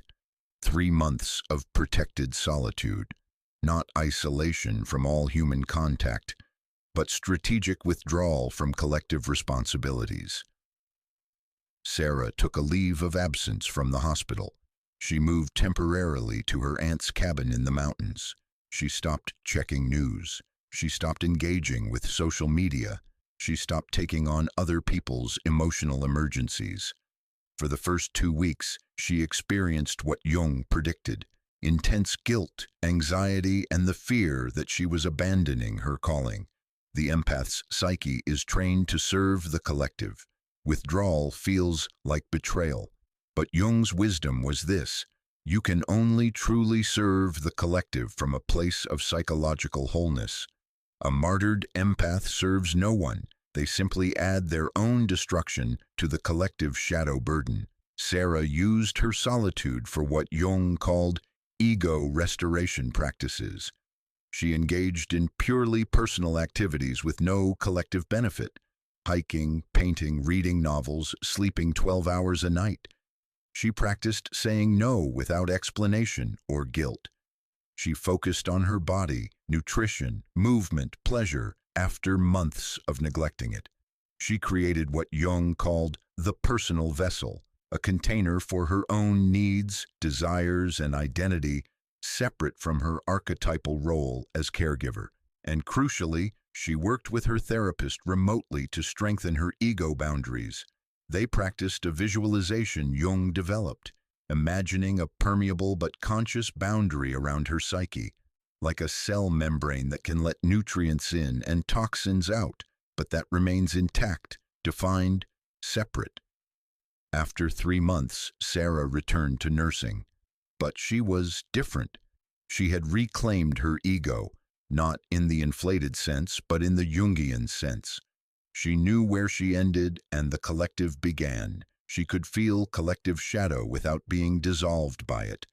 Jung's rule was simple but non-negotiable. 1 month of ethical solitude for every 6 months of intensive collective shadow work. More if you're experiencing the advanced red flags. Less if you're supported by conscious community and strong practices. This isn't a luxury, it's a necessity. And empaths who skip this principle inevitably face the consequences we explored in the danger section. Psychosis, autoimmune collapse, spiritual inflation, or death. But ethical solitude alone isn't the complete answer, because eventually you have to return to the collective. You have to re-engage. And when you do, you're carrying material, shadow content, archetypal energy, collective poison that needs somewhere to go.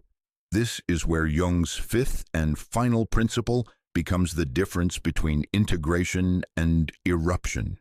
Symbolic integration, channeling shadow into form. Jung discovered something profound during his own shadow crisis. The unconscious speaks in symbols, not concepts. And shadow material, especially collective shadow, doesn't integrate through intellectual understanding. It integrates through symbolic expression. Translation: you can't just think your way through collective shadow awakening.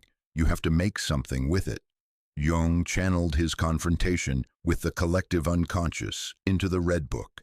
Hundreds of pages of illuminated manuscript, paintings, calligraphy, dialogues with archetypal figures. He carved stone, he built towers, he sculpted, he wrote.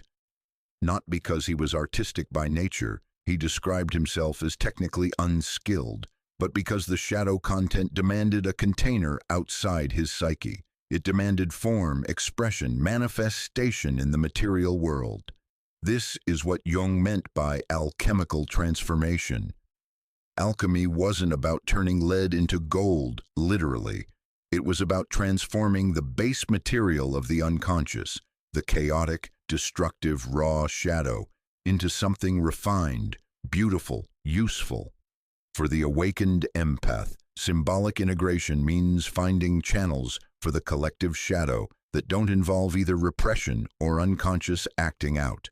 There are 3 primary channels Jung identified: creative work, art, writing, music, dance, crafts, any form of creative expression that gives symbolic form to shadow content. This isn't art therapy in the conventional sense. It's not about making pretty things or processing emotions. It's about creating containers for autonomous, unconscious content. Sarah took up pottery during her ethical solitude. She would sit at the wheel and imagine the collective grief she'd absorbed flowing through her hands into the clay. The result wasn't beautiful, misshapen bowls, collapsed vases, cracked vessels, but Jung would have recognized them immediately as alchemical vessels, containers that held and transformed poison. One night Sarah created a series of small clay figures, twisted, agonized forms that represented the patients she'd watched die. When she finished, she performed a private ritual. She thanked each figure for the grief it now carried, then buried them in the forest behind her cabin. She reported feeling physically lighter, as if the shadow content had been successfully transferred from her psyche into matter, then offered back to the earth. Ritual and ceremony. Jung believed ritual was essential for marking transitions and containing archetypal energy, not religious ritual necessarily, but conscious symbolic acts that acknowledge and honor what's moving through you. Sarah created a weekly ritual. Every Sunday night she would light a candle, sit in silence, and consciously return the collective shadow she'd absorbed that week. She would imagine it flowing out of her body through the earth, back to the collective unconscious where it originated. Then she would speak aloud, "This grief belongs to the collective. I witnessed it, I honored it, but it's not mine to carry forever. I return it to its source with respect." Jung practiced similar rituals throughout his life. He would perform symbolic acts, carving stones with archetypal symbols, building cairns, creating mandalas to mark psychological transitions and contain unconscious content. The key is that ritual creates a symbolic boundary. It says, "This far and no further. I've held this shadow consciously. Now I release it formally." Service and teaching. The third channel is what Jung called the healer's transformation, using your shadow integration to serve others walking the same path. But this is where Jung issued a critical warning. You cannot serve from the wound. You can only serve from the scar.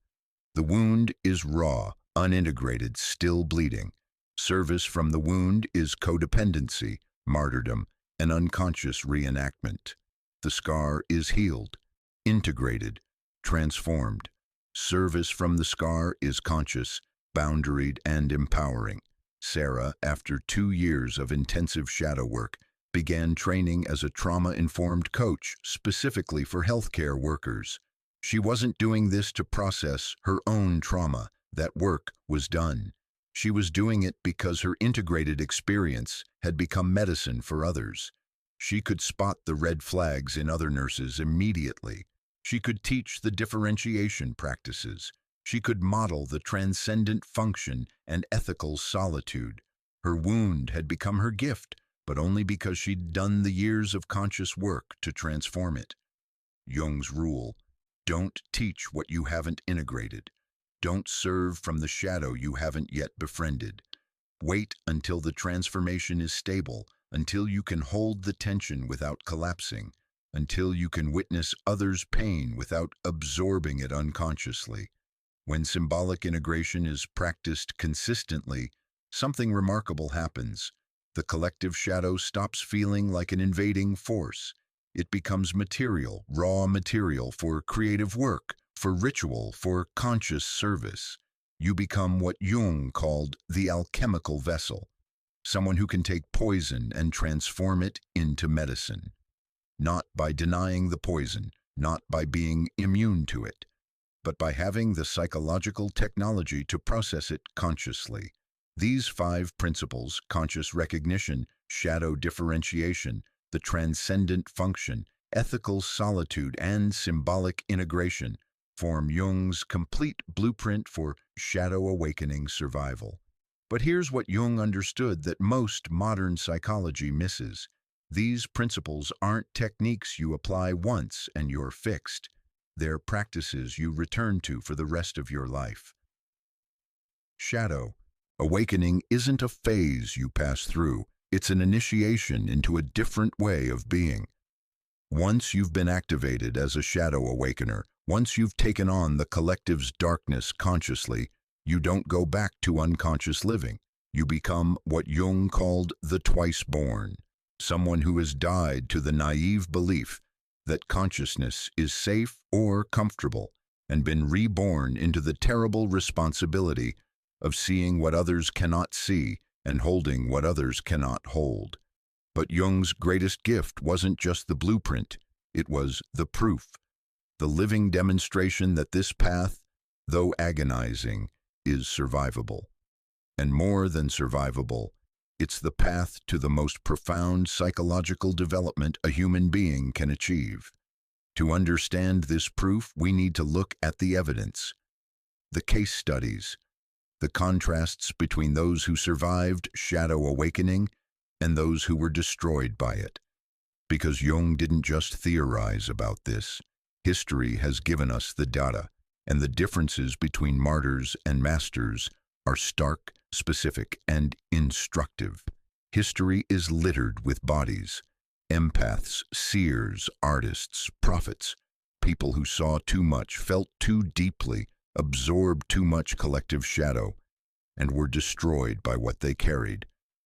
But history also gives us the masters, people who faced the same archetypal crisis, who experienced the same collective shadow awakening, and who not only survived, but transformed themselves and their cultures. The difference between the two groups isn't talent, strength, or spiritual superiority. It's knowledge. It's having the right psychological technology at the right moment.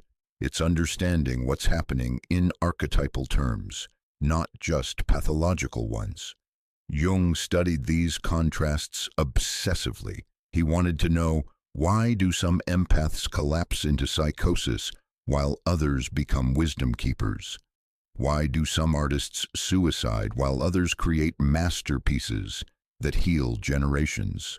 The answer is in the pattern, and we're going to examine that pattern through 4 case studies, 2 failures and 2 successes, to show you exactly what makes the difference. Failure Case 1. Vincent van Gogh, the artist who absorbed without boundaries.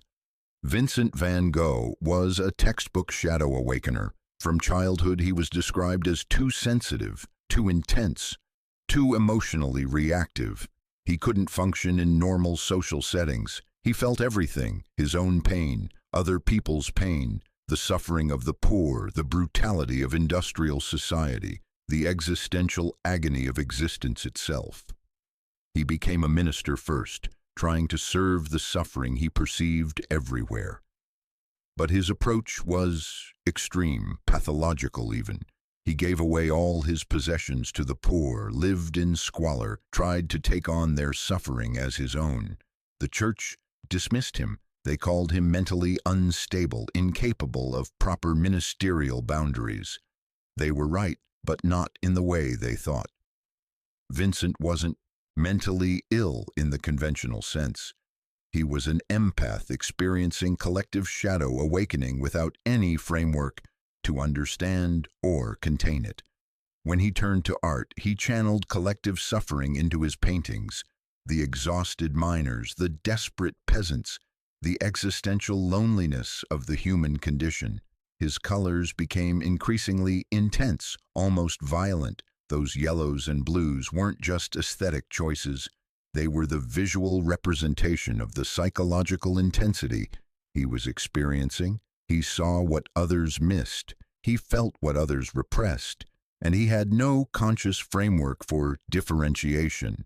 Let's check him against the red flags we covered earlier. Red flag number 1, social rejection. He was expelled from the ministry, rejected by his family, isolated from conventional society. Red flag number 4, chronic exhaustion and mysterious illness. He suffered constant physical collapse, seizures, and what doctors called nervous exhaustion. Red flag number 7, feeling others' emotions as physical sensations. He described being physically overwhelmed by the suffering he witnessed in others. Red flag number 10, attracting damaged people unconsciously. His relationships were consistently with deeply troubled individuals who drained him. Red flag number 13, psychotic or mystical episodes. The infamous ear-cutting incident, his hospitalization, his visions, and altered states. Red flag the 15, suicidal ideation as collective, not personal. His suicide notes suggested he felt he was a burden to existence itself, not just to specific people. All 15 red flags, active and escalating, and Vincent had none of Jung's tools. He didn't differentiate personal shadow from collective shadow. He didn't practice ethical solitude. He sought constant companionship and collapsed when alone. He didn't develop the transcendent function. He swung wildly between ecstatic hope and suicidal despair. He channeled shadow into art, which Jung would have praised. But he had no ritual practices, no conscious boundaries, no community that understood what was happening to him in archetypal terms. His brother Theo tried to help. His doctors tried to help, but they treated him as personally mentally ill, not as someone experiencing collective shadow awakening. And so Vincent did what unconscious empaths do. He martyred himself. At 37, he shot himself in a wheat field and died 2 days later. His final words, "The sadness will last forever." He was wrong. His sadness ended with his death, but he never learned to differentiate it, never learned that much of that sadness wasn't his personal burden, but the collective grief of the Industrial Revolution, the death of meaning in the modern world, the existential crisis of Western civilization. Vincent van Gogh is the archetypal martyr, the empath who creates beauty from shadow but is consumed by what he carries. Now contrast this with someone who faced similar circumstances but had the technology to survive. Success. Case 1.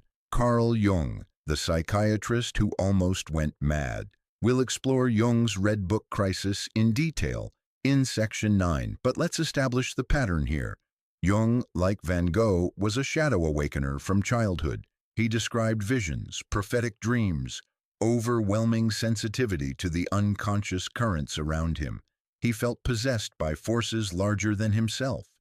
But Jung had something Van Gogh didn't: a scientific framework and an insatiable curiosity about his own psyche. When Jung broke with Freud in 1913, he experienced a psychological crisis that nearly killed him. All 15 red flags activated: social rejection from the psychoanalytic community, prophetic visions of World War I, feeling possessed by autonomous figures, physical illness and exhaustion, near psychotic episodes. Everything Van Gogh experienced, Jung experienced.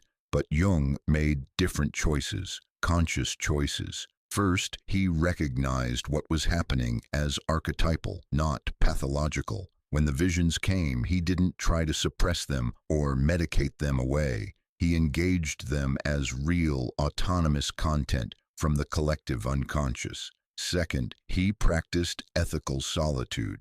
He withdrew from public life, stopped trying to maintain his career, and focused entirely on his inner work. Third, he developed symbolic integration practices. The Red Book wasn't just journaling. It was active imagination made visible. He painted the figures, he wrote their dialogues, he created ritual space to contain the shadow material. Fourth, he had support. His wife Emma and his colleague Tony Wolfe provided grounding, reality testing, and emotional containment when Jung teetered on the edge. Fifth, and most critically, he developed the transcendent function. When the autonomous figures appeared, he didn't identify with them or reject them. He dialogued with them. He held the tension between ego and self, between personal and collective, between madness and illumination. The result? Jung survived. He integrated. He transformed his near psychosis into the most sophisticated depth psychology the world had ever seen. The difference between Van Gogh and Jung wasn't intelligence or strength. It was consciousness. Jung knew what was happening to him in archetypal terms. Van Gogh thought he was simply going insane. Now let's look at another contrast, this time in the realm of the feminine archetype. Failure Case 2. Sylvia Plath, the poet who channeled feminine rage. Sylvia Plath was a literary genius and a collective shadow awakener.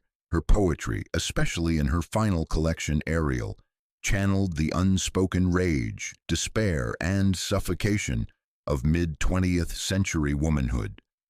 She felt the collective shadow of the feminine, the reduction of women to domestic servants, the erasure of female creativity, the violence of patriarchal control. She wrote as if possessed. Her images of ovens, of blood, of bees, of daddy figures who must be killed weren't just personal metaphors. They were archetypal eruptions. Check her red flags. Red flag number 2, hyper-awareness of collective lies. She saw through the 1950s myth of happy domesticity and wrote about the violence beneath the surface. Red flag number 8, absorbing others' depression and rage. She described feeling the weight of all women's oppression in her body. Red flag. 11. Creative possession. Her late poems came in fits of manic inspiration. She described writing them at 4 a.m., barely able to keep up with the words. Red flag, Martyrs, dark humor as a release valve. Her work is filled with black comedy, mocking the very forces destroying her. Red flag now 15, suicidal ideation as collective. Her final poems suggest she saw her death as a political act, a sacrifice on behalf of repressed femininity. Like Van Gogh, Sylvia channeled collective shadow into brilliant art. But like Van Gogh, she lacked the psychological technology to survive what she carried. She had no framework for differentiating personal rage from collective rage. When she felt fury, she thought it was her personal neurosis, her failure to adapt to marriage and motherhood. She never understood that she was carrying the archetypal rage of the suppressed feminine. She had no ethical solitude practice. Instead, she pushed herself relentlessly, wife, mother, poet, perfectionist, never withdrawing to restore her ego boundaries. She had no transcendent function. She swung between manic creativity and suicidal depression, unable to hold the tension between opposites. And she had no conscious community. Her husband, Ted Hughes, was himself wrestling with shadow, and their relationship became a mutual acting out rather than a mutual container. In February 1963, at age 30, Sylvia Plath sealed her children's room, put her head in the oven, and died. Her poetry transformed feminist consciousness. Her death became a symbol of the cost women pay for speaking truth. But Sylvia herself never learned to carry what she channeled without being destroyed by it. Now contrast her with someone who carried similar archetypal weight and survived. Success. Case 2. Viktor Frankl, the psychiatrist who transformed collective trauma.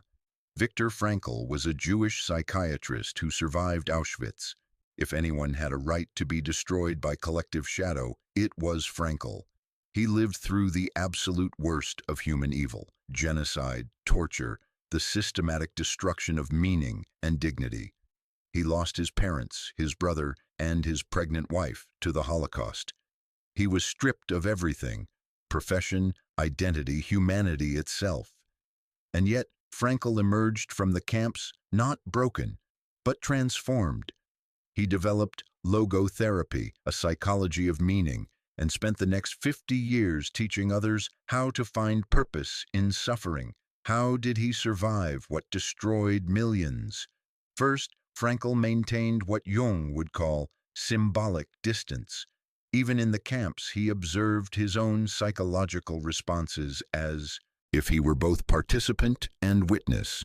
He wrote in his mind, since he had no paper, "I stepped outside myself and observed, here is a man in the depths of suffering. What can be learned from this?" Second, he practiced the transcendent function. He held two truths simultaneously: the absolute horror of what was happening and his own freedom to choose his response. He wrote, "Everything can be taken from a man but one thing, the last of human freedoms, to choose one's attitude in any given set of circumstances." Third, he channeled collective trauma into service. But, and this is critical, he didn't begin teaching and writing immediately after liberation. He took years to integrate his experience. He rebuilt his ego's strength. He married again, established stability, and only then began transforming his suffering into medicine for others. Fourth, he had conscious community. After the war, he connected with other survivors and therapists who could hold the weight of what he'd experienced. He didn't isolate in martyrdom. He found temenos, sacred space with others. Fifth, he created ritual and meaning. His entire logotherapy framework is essentially a symbolic integration practice, finding ways to transform suffering into purpose, trauma into teaching, collective horror into individual responsibility. Frankl lived to 92. He remained psychologically healthy, creatively productive, and deeply engaged with life until his death. He transformed collective trauma without being destroyed by it. The difference between Plath and Frankl isn't the magnitude of suffering. Both carried unbearable weight. The difference is consciousness, tools, and the understanding that collective shadow requires collective response, not individual martyrdom. The pattern. What separates martyrs from masters? Now that we've seen the contrasts, let's extract the pattern, because this isn't random. The differences between those destroyed by shadow awakening and those transformed by it are specific, repeatable, and teachable. Jung spent years analyzing these contrasts, and he identified 7 critical factors that determine survival versus collapse. Factor 1, archetypal awareness. The martyrs, Van Gogh, Plath, experienced their suffering as personal pathology. They thought, I'm broken, I'm crazy, I'm failing to adapt to normal life. The masters, Jung, Frankl, recognized their experience as archetypal. They thought, I'm experiencing something transpersonal. This is bigger than my individual psychology. I'm in contact with collective forces. This single reframe changes everything, because if you're personally broken, the solution is to fix yourself, conform, medicate, suppress. But if you're experiencing archetypal content, the solution is to develop container capacity, consciousness, and proper technique. Factor 2, ego integrity. The martyrs had weak or porous ego boundaries. They couldn't tell where they ended and others began. Van Gogh gave everything away. Plath absorbed her husband's shadow, her children's needs, the collective feminine wound, all without differentiation. The masters maintained strong ego boundaries, even while engaging transpersonal content. Jung knew who he was separate from the archetypal figures. Frankl maintained his identity even when the Nazis tried to strip it away. Jung's formula was simple. You need a strong ego to do shadow work, not an inflated ego, a strong one.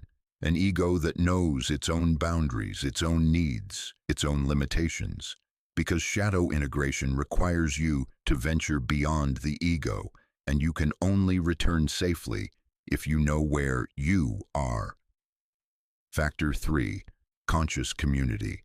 The martyrs worked in isolation or with unconscious companions who couldn't hold their process. Van Gogh had his brother Theo, who loved him but couldn't understand him. Plath had Ted Hughes, who was wrestling with his own shadow and became part of her crisis rather than her container. The masters had conscious community, people who understood shadow work in archetypal terms. Jung had Emma and Tony Wolfe. Frankl had fellow survivors and therapeutic colleagues. They had temenos, sacred space where shadow could be witnessed, named, and held collectively. Jung was emphatic about this. Shadow work cannot be done entirely alone. We need others to reflect back our unconscious content, to reality test our experiences, to prevent inflation or dissolution. Factor 4, symbolic outlet. All 4, martyrs and masters, channeled shadow into creative work. Van Gogh painted, Plath wrote, Jung created the Red Book, Frankl wrote Man's Search for Meaning. But here's the critical difference. The martyrs created from the wound. The masters created from the integrated scar. Van Gogh was still bleeding out into his canvases. Plath was still possessed while writing her final poems. They used art as a pressure release valve, not as conscious integration. Jung and Frankl created after the integration work was substantially complete. Jung didn't publish the Red Book during his crisis. He worked on it privately for years, then set it aside for decades. Frankl didn't immediately write about the camps. He took time to process, integrate, and only then transformed his experience into teaching. The rule: create to integrate shadow, yes, but don't create to bypass integration, and don't share or teach until the wound has become scar tissue. Factor 5, ritual practice. The martyrs had no formal ritual practice for containing and releasing shadow. They relied on unconscious acting out, Van Gogh's self-harm, Plath's domestic rage, their eventual suicides. The masters developed specific rituals for marking transitions and releasing collective content. Jung's stone carving, his tower building, his active imagination sessions, these were conscious rituals. Frankl's daily meaning-making practice, his therapeutic work, these were ritual containers for collective trauma. Ritual creates what Jung called temenos, sacred space where shadow can be held safely. Without ritual, shadow either stays trapped in your psyche, leading to implosion, or erupts unconsciously, leading to explosion. Factor 6. Spiritual framework without spiritual bypassing. This is subtle but critical. Both martyrs and masters had spiritual sensibilities, but they approached spirituality differently. The martyrs tended toward either spiritual inflation, feeling chosen, special, martyred for a higher purpose, or spiritual despair, feeling abandoned by God, meaningless, cosmically rejected. The masters maintained what Jung called the religious attitude, a respect for the numinous, the sacred, the transpersonal, without identifying with it or demanding comfort from it. Jung believed in the reality of the psyche, in archetypal powers beyond ego control. But he never claimed to be a prophet or guru. He remained a scientist of the soul. Frankl believed in meaning and transcendence, but he never claimed his suffering made him enlightened or superior. He remained humble before the mystery. The difference: the masters had spiritual grounding without spiritual bypassing. They didn't use spirituality to avoid the darkness or inflate beyond their human limitations. They used it as orientation, not escape. Factor 7. The capacity to wait. Perhaps most important, the masters knew when to act and when to wait. The martyrs acted impulsively from the shadow. Van Gogh's self-mutilation, Plath's suicide during a creative peak. These were unconscious eruptions, not conscious choices. The masters practiced what Jung called active patience, the capacity to hold unbearable tension without forcing premature resolution. Jung waited years before publishing anything about his Red Book experiences. He sat with the visions, worked with them privately, let them mature in the unconscious before bringing them to the world. Frankl waited years before fully articulating logotherapy. He let his camp experiences integrate, let the trauma transform, let the meaning emerge organically rather than forcing it. This capacity to wait, to not act out, not publish prematurely, not teach before you've integrated, not share before you've stabilized, this is what Jung called the alchemical patience. Shadow integration isn't fast. The collective unconscious moves on its own timeline, not ego timeline. Masters respect this. Martyrs try to force it. The brutal truth: talent doesn't protect you. Here's what these case studies reveal that most people don't want to hear. Talent, genius, creativity, and sensitivity don't protect you from shadow destruction. Van Gogh was arguably the greatest painter of his generation. Plath was a literary genius. Both were destroyed. Jung wasn't a more talented psychologist than Freud or Adler. Frankl wasn't a more brilliant psychiatrist than Freud or Jung, but they survived what others didn't because they had the right psychological technology at the right time. This is simultaneously terrifying and hopeful.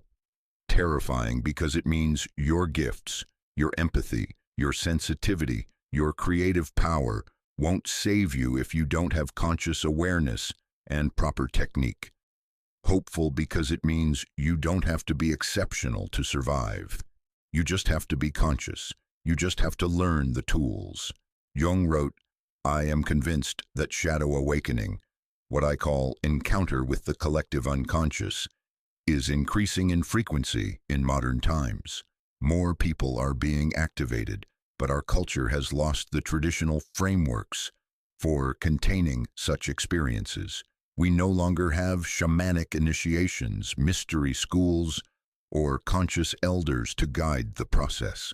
So people either pathologize themselves and get medicated into numbness, or they're destroyed. This is why this work matters. This is why understanding the difference between martyrs and masters isn't just academic, it's survival information for a growing population of shadow awakeners who have no framework for what's happening to them. Modern examples. The pattern continues. The pattern hasn't stopped. We see it today in different forms. Consider the therapists, social workers, and healthcare professionals who burn out completely versus those who maintain long careers serving trauma populations. The difference isn't sensitivity. Often the survivors are more empathic. The difference is boundaries, supervision, ritual practices, and conscious community. Consider the spiritual teachers who flame out in scandals, addictions, or mental breakdowns versus those who serve with integrity for decades. The difference isn't enlightenment. Often the ones who collapse had more dramatic awakenings. The difference is ego integrity, shadow work, and the refusal to inflate beyond human limitations. Consider the activists who burn out in despair versus those who sustain lifelong commitment to justice. The difference isn't passion. Often the burned out ones cared more intensely. The difference is ethical solitude, symbolic integration practices, and differentiation between personal responsibility and collective shadow. The pattern is consistent across centuries and contexts. Shadow awakening without consciousness leads to martyrdom. Shadow awakening with consciousness leads to mastery. Your choice. Which path will you walk? If you're experiencing the red flags we outlined earlier, you're at a crossroads right now. One path leads to martyrdom. This is the path of unconscious absorption, ego dissolution, isolation, and eventual collapse. It's the path Van Gogh and Plath walked, brilliant, tragic, and ultimately destructive. The other path leads to mastery. This is the path of conscious integration, ego integrity, ritual practice, and transformation. It's the path Jung and Frankl walked, difficult, demanding, but ultimately generative. The difference isn't fate, it isn't genetic, it isn't divine selection. It's choice combined with knowledge. You now know the 7 factors that separate martyrs from masters. You've seen the pattern played out across history. The question is, will you apply this knowledge to your own life? Because here's what Jung discovered that changed everything. The path of mastery isn't about transcending your humanity or becoming superhuman. It's about becoming more deeply, consciously, skillfully human. Jung's own crisis, his confrontation with collective shadow that nearly destroyed him, became the foundation of his greatest work. But he only survived because he approached his breakdown with the consciousness of a scientist and the reverence of a mystic. He documented every step. He recorded every vision. He painted every figure. And in doing so, he created a map for everyone who would come after him. That map is what we're unpacking in this framework. And the most important chapter of that map, the one that shows Jung at his most vulnerable and most powerful, is his own story of near destruction and ultimate transformation. If you want to understand how to survive shadow awakening, you need to understand what Jung himself went through. Because his Red Book crisis wasn't just personal history, it was the archetypal template, the hero's journey through collective shadow that every awakened empath must eventually walk. Let's descend into that story now. Let's witness the master's own confrontation with madness. December 1913. Carl Jung sat in his study in Küsnacht, Switzerland, staring at the wall, terrified that he was losing his mind. He was 38 years old. He was one of the most respected psychiatrists in Europe. He'd been Freud's chosen heir, the president of the International Psychoanalytic Association, the rising star of the psychoanalytic movement. And now he was experiencing visions that would have gotten his patients institutionalized. Blood flooding across Europe, a sea of blood drowning entire civilizations, corpses floating in rivers, the northern lights turned red with gore, and a voice, not his own, whispering, "Look at it well, it is wholly real, and it will be so." Jung didn't know whether to check himself into the asylum he worked at, or whether something else entirely was happening. This is where our story begins, not with Jung the master, but with Jung the terrified empath, experiencing every single red flag we've discussed, with no map and no certainty that he would survive. The setup. What led to the crisis?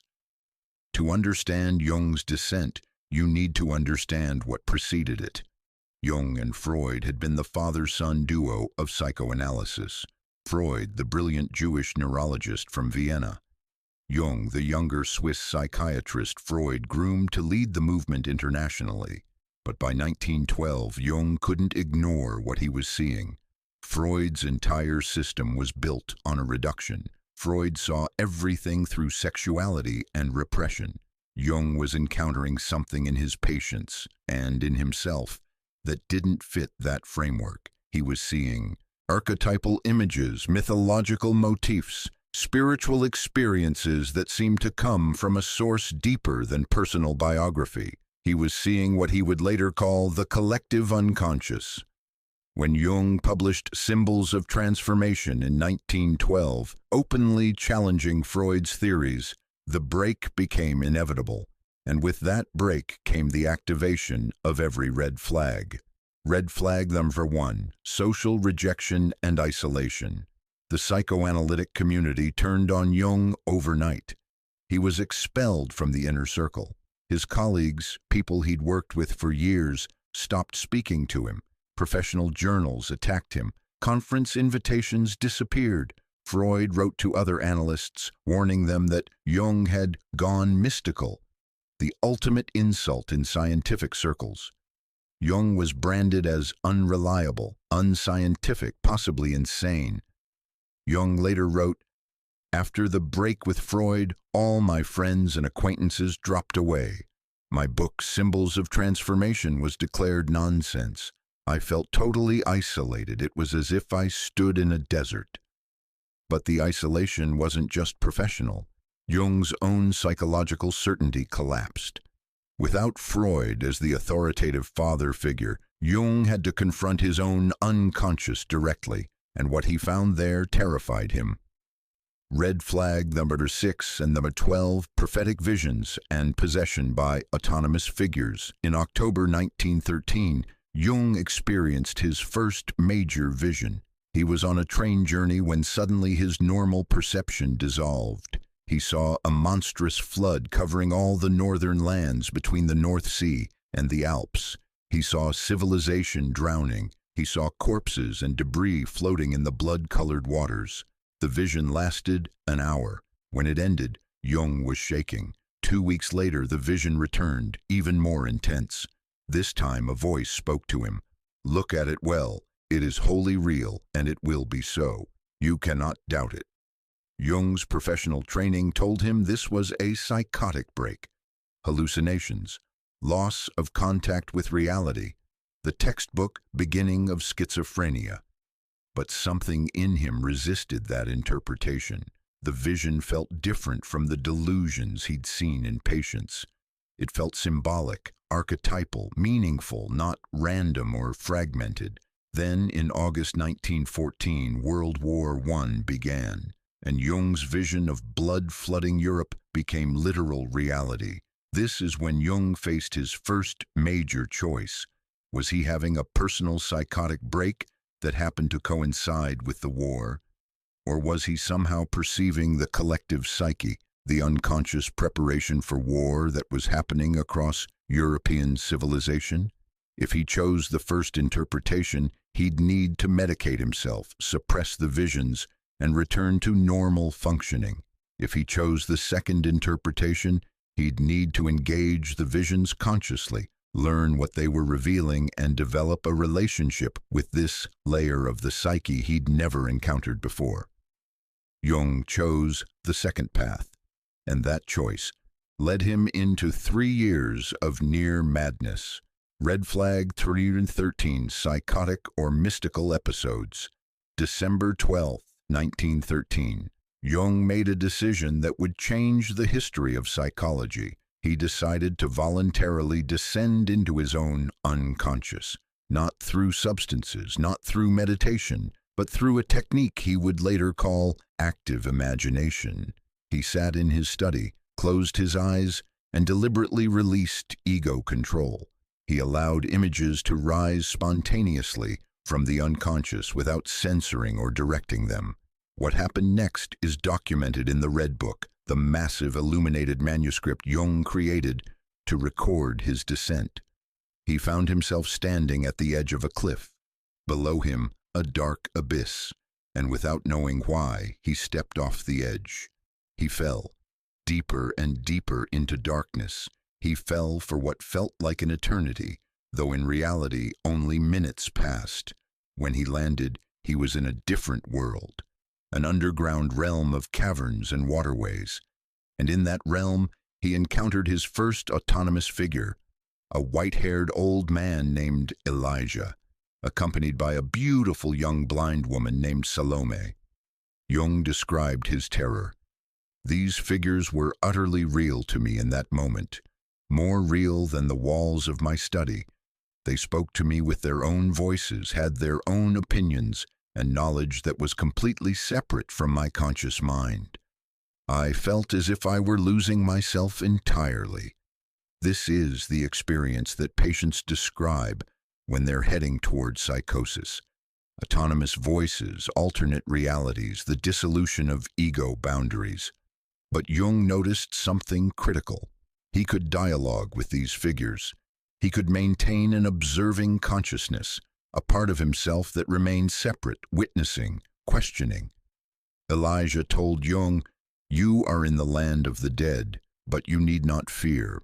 We are your guides." Jung asked, "Am I dead then? Have I lost my mind?" Salome laughed. "You cannot lose what you never fully possessed. Your mind belongs to something greater than yourself." Over the next 3 years, Jung would descend into this inner realm repeatedly, sometimes daily.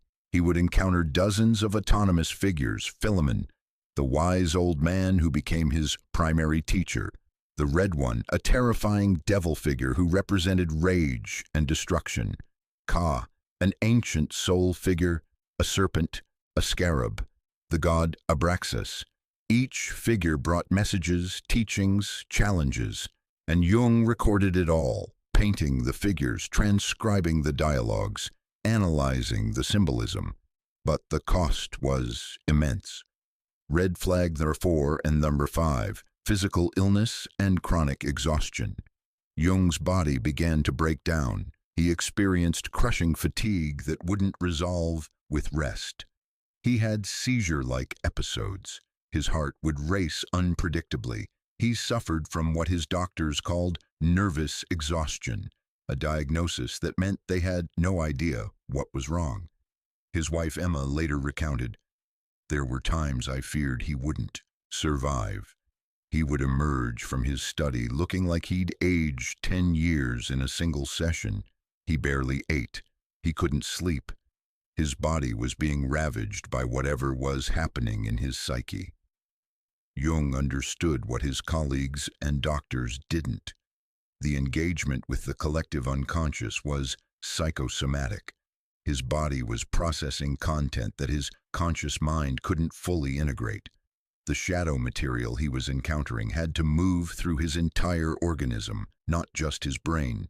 He wrote in his journal, "I am not merely thinking about the unconscious. I am being lived by it.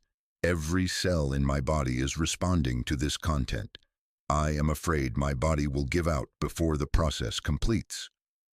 Red flag number 7 and number 8, absorbing others' emotions and collective distress. During this period, Jung noticed something even more disturbing. He wasn't just encountering his personal unconscious. He was tuning into the collective psyche of Europe. When he engaged with the Red One, the devil figure, he felt the rage of an entire civilization preparing for war.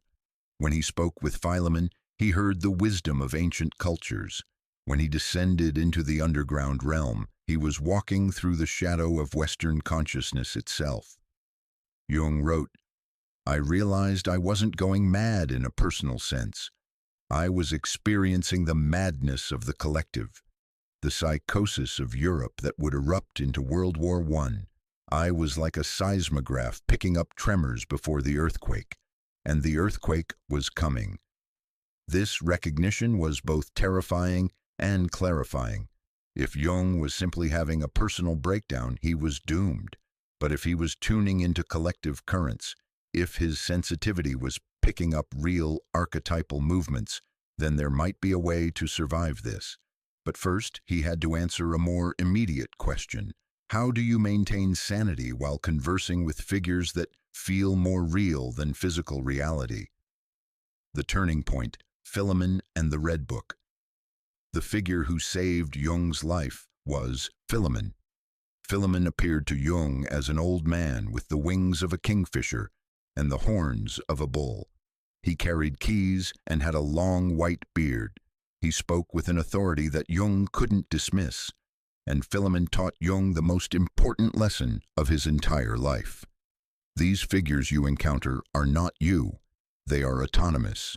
They have their own existence in the objective psyche. Your task is not to control them, not to become them, but to relate to them consciously. This was the breakthrough.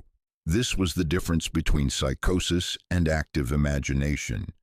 In psychosis, you identify with the autonomous figures. You become Elijah or Salome or the Red One. You lose the observing ego entirely and are possessed by the archetypal content. In active imagination, you maintain the tension between ego and archetype. You remain yourself while engaging with the figures. You dialogue, question, challenge, listen, but you don't dissolve into them. Jung later wrote, "Philemon taught me psychic objectivity. He made me understand that my psyche contains factors which I do not produce, but which produce themselves and have their own life." I had long discussions with Philemon, and he said things which I had not consciously thought. He was simply more intelligent than I was. This is the transcendent function in practice. Jung was holding two truths simultaneously. These figures are real and autonomous, and I am still myself, separate from them. And in holding that tension, he found the path through. The Red Book, Symbolic integration. But Jung needed more than internal dialogue. He needed a way to give form to what he was experiencing, to create a container for the overwhelming archetypal content. This is when he began the Red Book. Jung didn't just write about his visions, he painted them. He created illuminated manuscript pages, medieval-style calligraphy combined with vivid paintings of the figures and landscapes he encountered. This wasn't art therapy in the modern sense. This was alchemical work. Jung was taking autonomous psychic content and binding it into material form. Each time he painted Philemon or transcribed a dialogue with the Red One, he was creating what alchemists called the vessel, a container that could hold volatile material without being destroyed. The Red Book became Jung's external unconscious. The content that was threatening to overwhelm his psyche now had a place to live outside of him. He could close the book, put it on the shelf, and return to his daily life.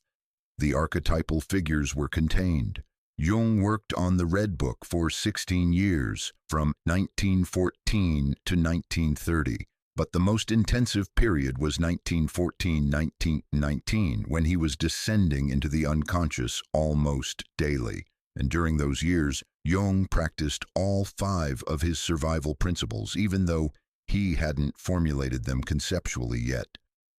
Conscious recognition. He recognized his experience as archetypal, not pathological. Shadow differentiation. He used active imagination to distinguish personal content from collective content. Transcendent function. He held the tension between ego and archetype without collapsing into either. Ethical solitude. He withdrew from public professional life to focus on his inner work. Symbolic integration. He channeled the content into the Red Book, creating form from chaos. But even with all of this, Jung barely survived. The darkest moment, near dissolution. In 1916, Jung experienced what he later called the most dangerous moment of my life. He was in his study, engaged in active imagination, when he felt his ego beginning to dissolve entirely. The boundaries between himself and the archetypal figures were collapsing. He was becoming Philemon, becoming the Red One, becoming the collective psyche itself. This is the point where empaths cross from conscious shadow work into possession. Jung described it. I felt myself slipping away. My identity was fragmenting. I thought, this is it. This is where I lose myself permanently. I will end up in the asylum I work at, catatonic and unreachable. In that moment, Jung did something that would become the template for every shadow awakener who came after him. He called himself back. He spoke aloud in his study. I am Carl Gustav Jung. I am a psychiatrist. I live in Kusnacht. I have a wife named Emma and 4 children. I am not Philemon. I am not the archetype. I am a human being engaging with archetypal content, but I am not that content itself. He repeated this like a mantra. He forced himself to look at his hands, to feel his body in the chair, to ground himself in physical reality. Slowly, agonizingly slowly, his ego reconstituted. The boundaries reformed. He was himself again. Afterward, Jung wept with relief and terror. He had come within moments of permanent ego dissolution, what clinicians would call a complete psychotic break. But he had pulled back. And in pulling back, he learned the most critical skill for shadow awakeners. You can descend into the collective unconscious, but you must maintain a thread, no matter how thin, connecting you back to ego consciousness. That thread is what allows you to return. The support system. Emma and Tony Jung didn't survive alone, and this is critical for understanding why he succeeded where others failed. He had Emma, his wife, who provided grounding and reality testing. When Jung would emerge from his active imagination sessions, Emma would ask practical questions. Did you eat today? When did you last sleep? Can you tell me your children's names? These weren't dismissive questions. They were grounding questions. Emma was helping Jung maintain connection to consensual reality, to his identity as husband and father, to his physical embodiment. And he had Tony Wolfe, his colleague and mistress, who understood the work in intellectual and archetypal terms. Tony could discuss the symbolism, reflect back the meaning, help Jung integrate what he was experiencing without pathologizing it. This twofold support, Emma providing human grounding, Tony providing archetypal understanding, created the temenos Jung needed. Neither woman alone would have been enough. Together they formed a container. Jung later wrote, I could not have survived without Emma and Tony. They held me when I couldn't hold myself. They reflected back my humanity when I was losing it to the archetypes. Any empath attempting this work alone is in mortal danger. The emergence, integration, and teaching. By 1919, the most intensive phase of Jung's descent was complete. He had mapped the collective unconscious, established relationships with his primary archetypal figures, and created enough symbolic containers, the Red Book, stone carvings, the tower at Bullingen, to hold what he'd discovered. But Jung didn't immediately teach or publish what he'd learned. This is crucial. He spent the 1920s integrating privately. He worked with patients, applying his new understanding clinically. He refined his concepts. He tested his techniques with others who were experiencing similar activations. The Red Book itself, the primary artifact of his descent, wasn't published until 2009, 48 years after Jung's death, because Jung knew you don't share the raw content of shadow work while you're still bleeding. You integrate first. You transform wound into scar, and only then do you teach. When Jung finally began writing and speaking publicly about the collective unconscious, in the late 1920s and 1930s, his tone was measured, scientific, grounded. He presented his findings as empirical observations, not mystical revelations. He positioned himself as a researcher who had discovered a new layer of the psyche, not as a prophet who had been chosen by the gods. This careful framing allowed him to maintain credibility in scientific circles while transmitting genuinely revolutionary and dangerous knowledge. The legacy, what Jung's survival proves. Jung's Red Book crisis proves something essential for every empath experiencing collective shadow awakening. This process is survivable. It's not pleasant. It's not safe. It will nearly destroy you. But with consciousness, technique, support, and courage, you can emerge transformed rather than shattered.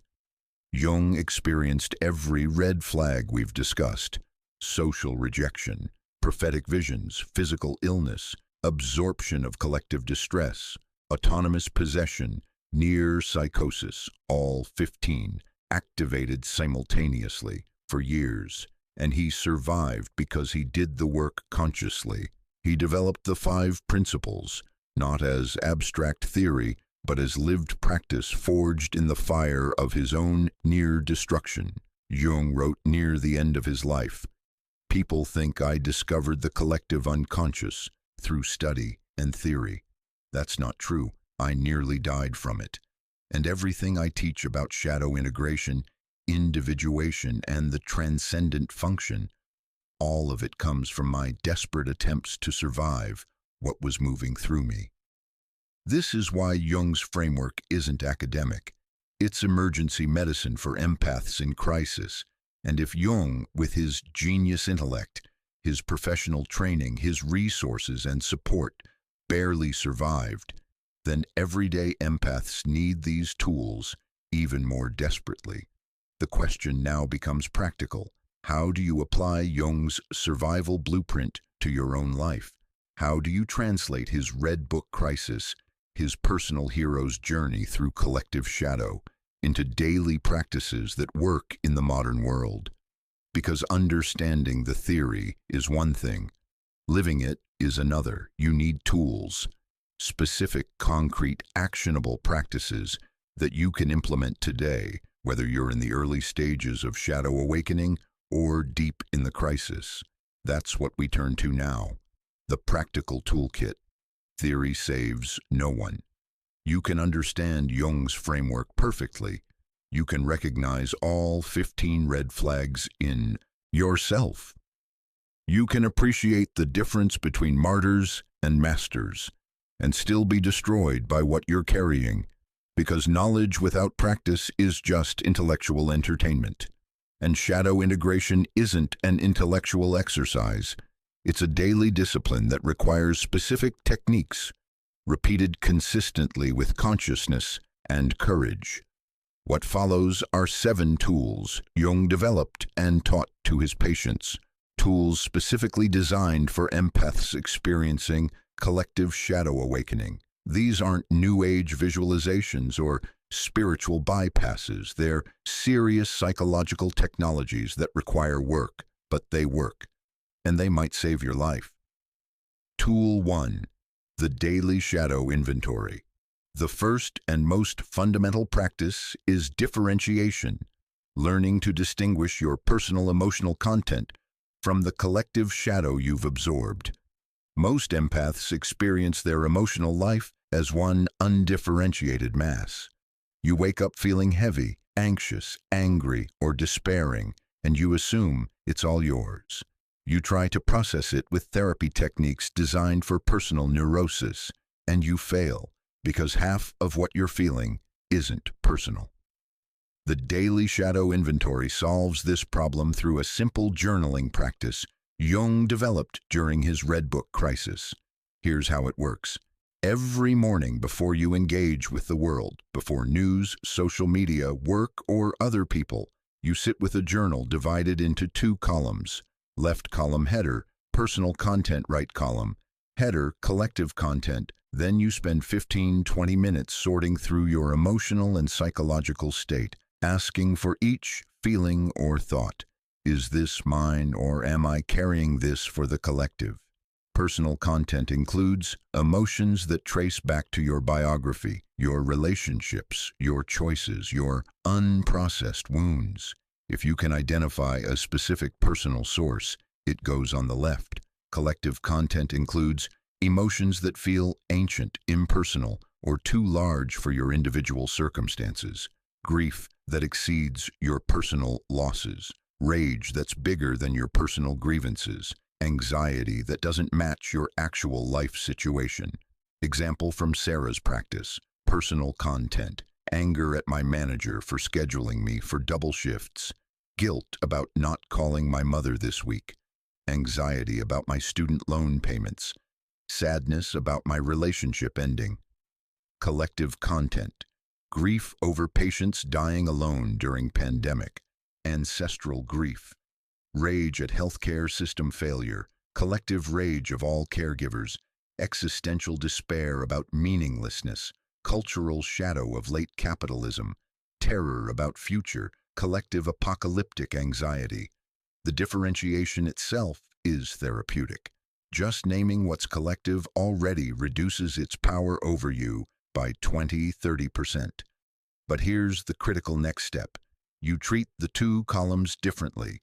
Personal content gets personal solutions. Therapy, boundary setting, practical actions. Direct communication, inner child work. Collective content gets collective solutions. Ritual release, symbolic integration, conscious witnessing, connection with others carrying similar content, creative channeling. Sarah realized she'd been trying to solve collective pandemic grief with personal therapy techniques, processing as if it were childhood trauma. It didn't work because it was the wrong medicine for the diagnosis. Once she differentiated, she could address personal burnout with practical changes, reduced hours, better self-care, therapy for her relationship grief, while addressing collective grief through ritual, art, and connection with other healthcare workers.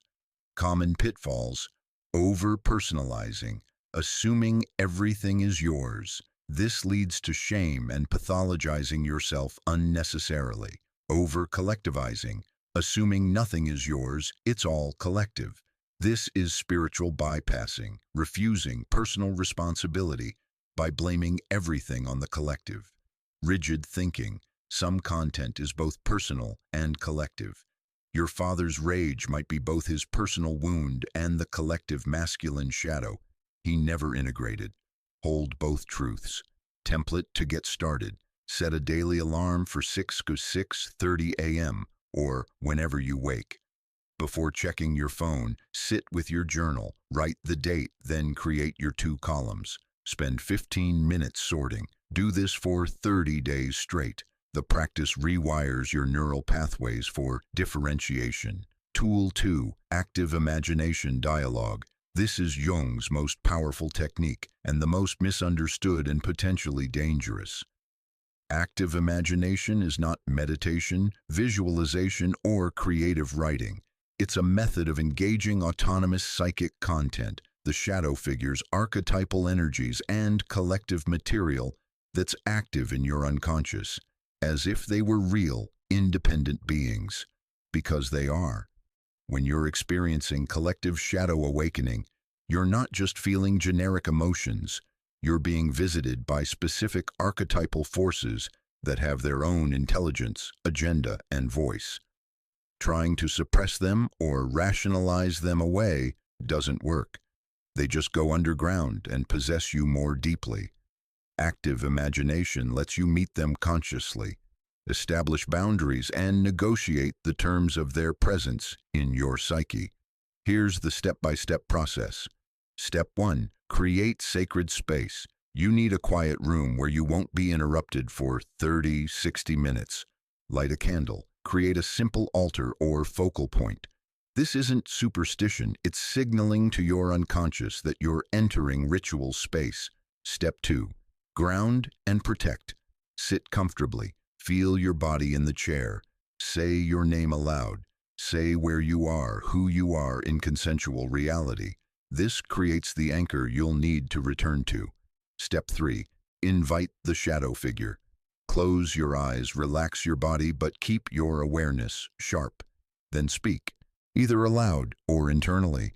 I invite the shadow that has been troubling me to appear. Show yourself in a form I can perceive and dialogue with. Don't force it. Don't create something with your imagination. Wait, allow. Step 4. Wait for spontaneous appearance. This is where active imagination differs from visualization. You're not making something up. You're allowing something to emerge from the unconscious spontaneously. It might appear as a person, an animal, a monster, a color, a sensation, a voice. However it comes, accept it without judgment. Step 5. Establish the dialogue. Once the figure appears, speak to it directly. Jung's primary questions were, who are you? What do you want from me? Are you mine personally, or do you belong to something greater? What do I need to understand? Step 6. Listen and record. The figure will respond, sometimes in words, sometimes in images, sometimes in feelings. Whatever comes, receive it without censoring or editing. And here's the critical part. Write it down immediately. Either speak into a recorder or open your eyes periodically to write. The content must be documented or it slips back into the unconscious. Step 7. Negotiate boundaries. This is where most people fail at active imagination. They receive the message and think they're done.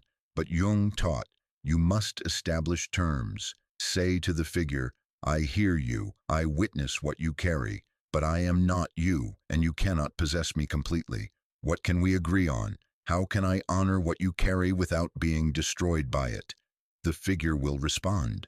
Sometimes it will demand sacrifice, attention, creative expression, or changed behavior. Sometimes it will simply ask to be witnessed and named. Step 8. Close the ritual. When the dialogue feels complete, and you'll know there's a distinct energetic shift, thank the figure. Then deliberately return to consensus reality. Feel your body. Say your name. Blow out the candle. Stand up and physically leave the space. This closing is critical. You're sealing the boundary between unconscious and conscious, ensuring you don't remain in the liminal space. Sarah's experience. The first time Sarah attempted active imagination, she was terrified. She invited the heaviness she'd been carrying, and within minutes, a figure appeared. A woman in a hospital gown, face obscured, hands covered in blood. Sarah asked, "Who are you?" The woman said, "I am everyone who died unseen. I am the collective grief you refuse to release." Sarah asked, "What do you want from me?" The woman said, "I don't want you to die for me. I want you to witness me, to create ritual for me, to stop carrying me as if I were your personal failure." This conversation changed everything. Sarah created a weekly ritual where she lit candles for the patients she'd lost, spoke their names when she knew them, and consciously released the grief back to the collective. The heaviness lifted by 50% within a month. Critical warnings.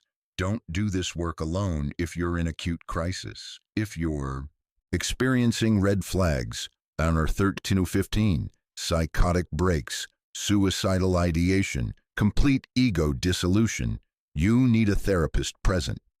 Active imagination can accelerate possession if your ego boundaries are already collapsed. Don't identify with the figures. If the shadow figure says, "I am you," respond, "You are in me, but you are not me. I witness you, but I remain myself." This is the transcendent function in practice. Don't obey without negotiation. Sometimes shadow figures make demands.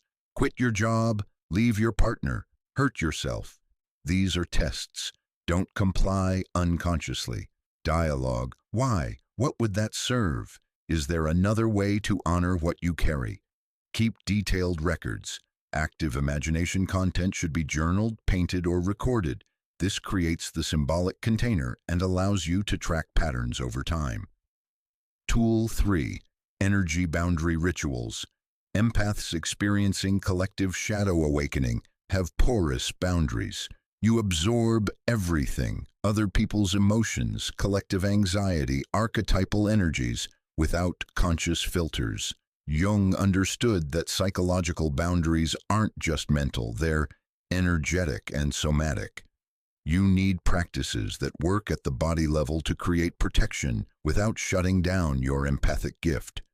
This isn't spiritual bypassing, imagining white light shields while refusing to feel anything. This is conscious boundary creation that allows you to remain open while staying intact. The Jungian membrane visualization. Jung taught his empath patients to visualize their psychic boundary as a cell membrane, permeable but selective. Sit quietly, close your eyes, feel into your body. Then imagine a subtle boundary around your entire being, about 3 feet out from your skin in all directions. This boundary isn't a wall, it's a membrane. It has intelligence. It can let in what serves you and keep out what would harm you. It can let out what you need to release and keep in what you need to hold. Spend 5 minutes each morning feeling this membrane, strengthening it, affirming its intelligence. I am open to connection, but I am not a sponge. I can feel without absorbing. I can witness without merging. The daily cord cutting practice. Throughout the day, you form energetic cords with people, places, and collective fields. Most empaths never cut these cords consciously, so by evening, they're dragging hundreds of attachments. Before bed, do this. Stand or sit. Take 3 deep breaths. Then visualize every energetic cord that formed today.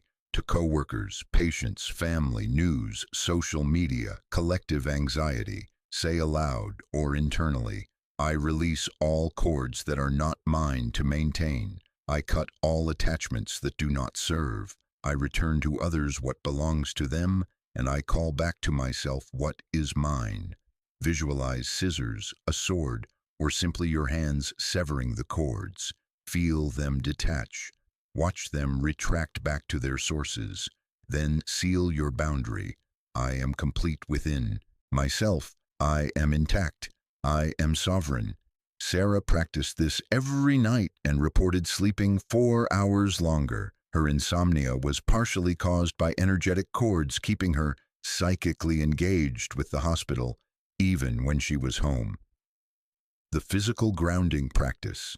Shadow content lives in the subtle realms, psychic, emotional, archetypal.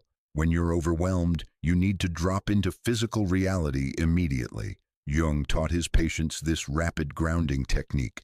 Place both feet flat on the floor. Press your hands against something solid, a wall, a table, the ground. Name 5 things you can see, 4 things you can touch, 3 things you can hear, 2 things you can smell, 1 thing you can taste. Say your full name aloud 3 times. Say where you are geographically. I am in Küsnacht, Switzerland, sitting in my study in physical reality. This anchors you back in consensus reality when you're being pulled into the unconscious. Tool 4. Dreamwork Protocol for Collective Shadow Dreams. Dreams are the royal road to the unconscious. Jung agreed with Freud on this, but Jung discovered that empaths have 2 types of dreams that must be handled differently. Personal dreams process your biographical material, relationships, traumas, daily life, personal shadow.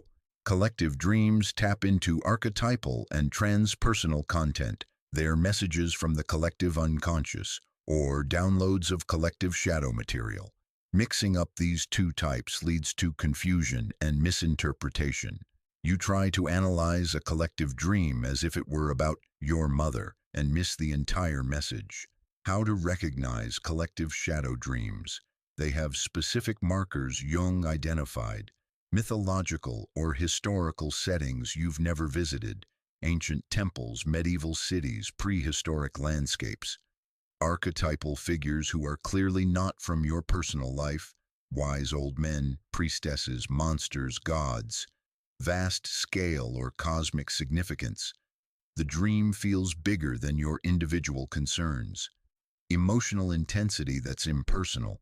You feel grief, but it's not about your losses. You feel rage, but it's not about your life. Symbolic language, heavy with symbols from mythology, alchemy, religion, or fairy tales. Prophetic quality, the dream feels like a warning or preview of collective events. Sarah's collective dream example. Sarah dreamed she was in a medieval plague hospital. She was dressed as a nun, tending to hundreds of dying people. A figure in a hooded robe, neither male nor female, approached her and said, "You carry the ancient pattern. Every plague has its witnesses. You must learn to grieve without becoming grief itself." This wasn't a personal dream about her nursing job. This was a collective dream showing her archetypal role as witness to collective death and teaching her about differentiation. The Jungian dream protocol. When you have a collective dream, don't analyze it like personal material. Instead, step 1, record it immediately. Upon waking, write every detail, every symbol, every feeling, every color. Collective dreams fade faster than personal dreams. Step 2, identify the archetypal figures who appeared. What archetypal roles did they represent? The wise old man, the shadow, the anima animus, the trickster, the mother, the death figure. Step 3, extract the message for you personally. Collective dreams aren't just about humanity. They're showing you your specific role or teaching in relation to collective material. What is the dream asking of you? Step 4, create symbolic response. Jung taught that collective dreams require symbolic response, not just interpretation. You need to answer the dream through ritual or creative work. Sarah's response to her plague dream. She created a small altar with a candle representing each patient she'd lost. She performed a weekly ritual honoring the ancient pattern of witnesses who tend the dying. This gave form to the dream's teaching. Step 5, watch for recurring patterns. Collective dreams often come in series. The same symbols, the same figures, the same settings appearing over weeks or months. Track these patterns. They're mapping your relationship with the collective unconscious. Common mistake, treating every dream as collective. Most dreams are personal processing. Reserve the collective dream protocol for dreams that clearly match the markers above. Tool 5, the alchemical container, creating physical sacred space. Shadow work happens in the psyche, but the psyche needs external anchors. You need physical containers, literal objects and spaces that hold and transform shadow content. This is why Jung carved stones, built towers, painted the Red Book, created mandalas. He wasn't just expressing himself artistically, he was creating alchemical vessels, physical containers that could hold volatile psychic material. Create your personal temenos. Temenos is Greek for sacred precinct, a marked-off space where the gods could be safely encountered. Jung adopted the term for psychological work. Your temenos can be a corner of a room, a spot in nature, a dedicated altar, or an entire studio. What matters is that it's physically designated for shadow work. Elements of an effective temenos. Boundary markers, something that defines the space as separate. A rug, a circle of stones, curtains, a door. You close symbolic objects, representations of the shadow material you're working with. Images, figures, natural objects that carry meaning, tools for creation. Art supplies, clay, stones, a journal. Materials for symbolic integration. An anchor object, something that represents your ego, your identity, your connection to consensus reality, a photo of yourself, a piece of jewelry, something with your name. When you enter this space, you're signaling to your unconscious, I am ready to engage shadow consciously. When you leave, you're signaling, I am returning to ordinary life. Sarah's container. Sarah created a small altar in her bedroom. She placed stones she collected during her ethical solitude retreat, photos of patients she'd lost, with their permission or from their families, candles and her pottery pieces representing grief. Every Sunday evening, she would sit at this altar, light the candles, and perform her release ritual. The physical space held the work, so she didn't have to carry it everywhere. The shadow journal as container. Your journal isn't just for recording, it's a container. Treat it as sacred. Choose a journal specifically for shadow work. Don't mix it with daily to-do lists or casual writing. This is the vessel for unconscious content. Use it for shadow inventory, active imagination transcripts, dream records, dialogues with archetypal figures, and rage, grief purges that aren't meant for public sharing. Jung kept multiple journals during his Red Book period, and he understood, once the content is on the page, it's no longer trapped in your psyche. The journal holds it. The clay practice. Jung sculpted, painted, and carved when words weren't enough. For empaths carrying collective shadow, working with physical materials can be profoundly integrative. Sarah's pottery practice was more therapeutic than years of talk therapy because the grief could move from her body, through her hands, into the clay. The clay held it. You don't need to be skilled. You need to be willing to let the shadow move through matter. Tool 6. The Conscious Witness Practice. This is a meditation technique, but not traditional meditation. It's specifically designed to help you observe shadow content, both personal and collective, without identifying with it or repressing it. Jung called this the observing ego, the part of you that can watch your own psychological processes without being consumed by them. This is the muscle that saved Jung when he nearly dissolved into filament. This is what separates active imagination from psychosis. The practice. Sit in meditation posture. Close your eyes, take several deep breaths, then say internally, I am the witness. I am not my thoughts, not my emotions, not the content that moves through me. I am the one who observes. Now allow any content to arise, emotions, thoughts, images, sensations, shadow material, collective grief, rage, whatever's present. But instead of engaging with it, practice observing it as if you were a scientist watching an experiment. Rage is arising. It has this texture, this color, this intensity. Where is it in my body? What images accompany it? Is it mine or is it collective? Don't suppress the rage. Don't act on it. Don't judge it. Just observe it with curiosity. This practice creates what Jung called the space of consciousness, a gap between you and the shadow content. And in that gap, you gain freedom. You're not controlled by the rage. You're in relationship with it.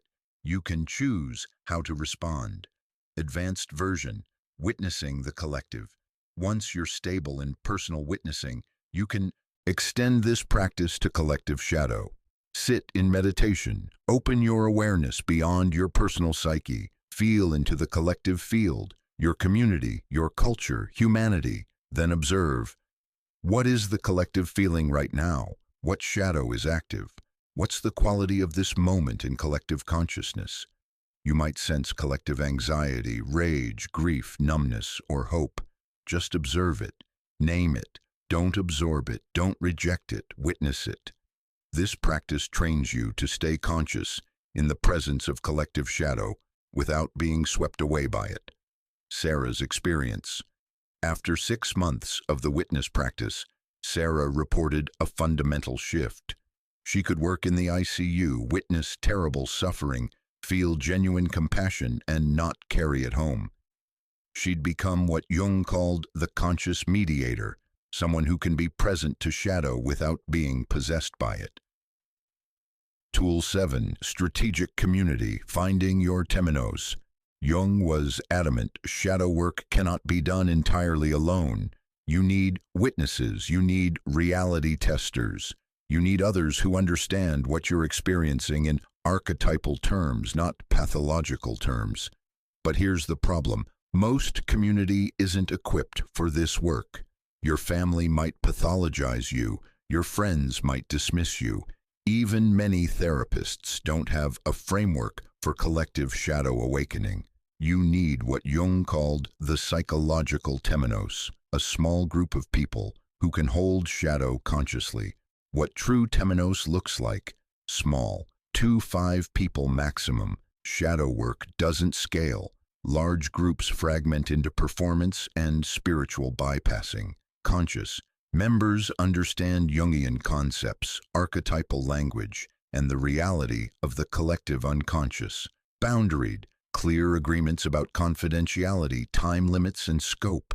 This isn't social hour, it's ritual space. Non-hierarchical, no gurus, no leaders who've arrived.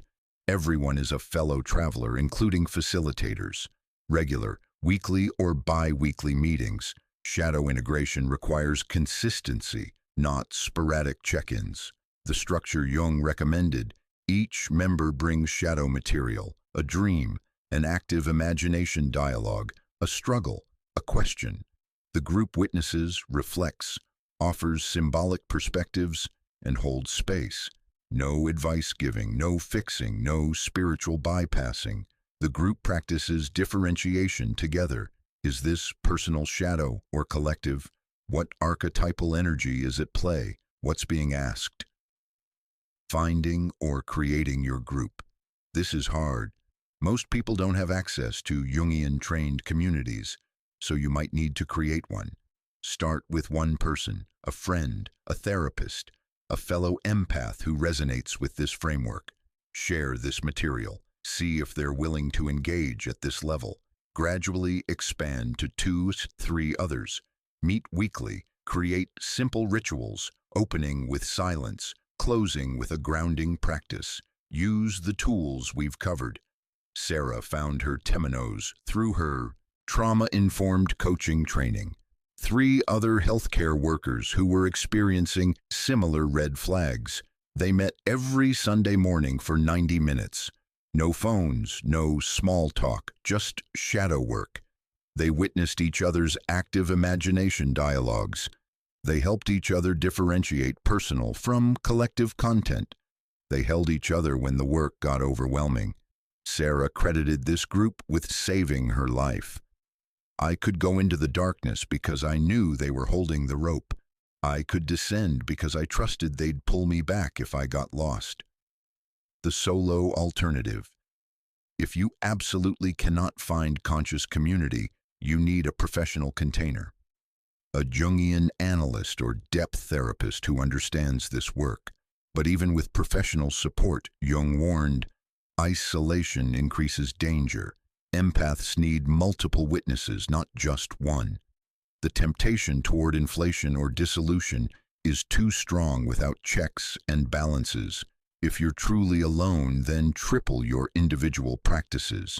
Daily shadow inventory, weekly active imagination, regular ethical solitude. Document everything. Create art constantly. The container must be even stronger when it's just you. Common pitfalls in community. Spiritual inflation.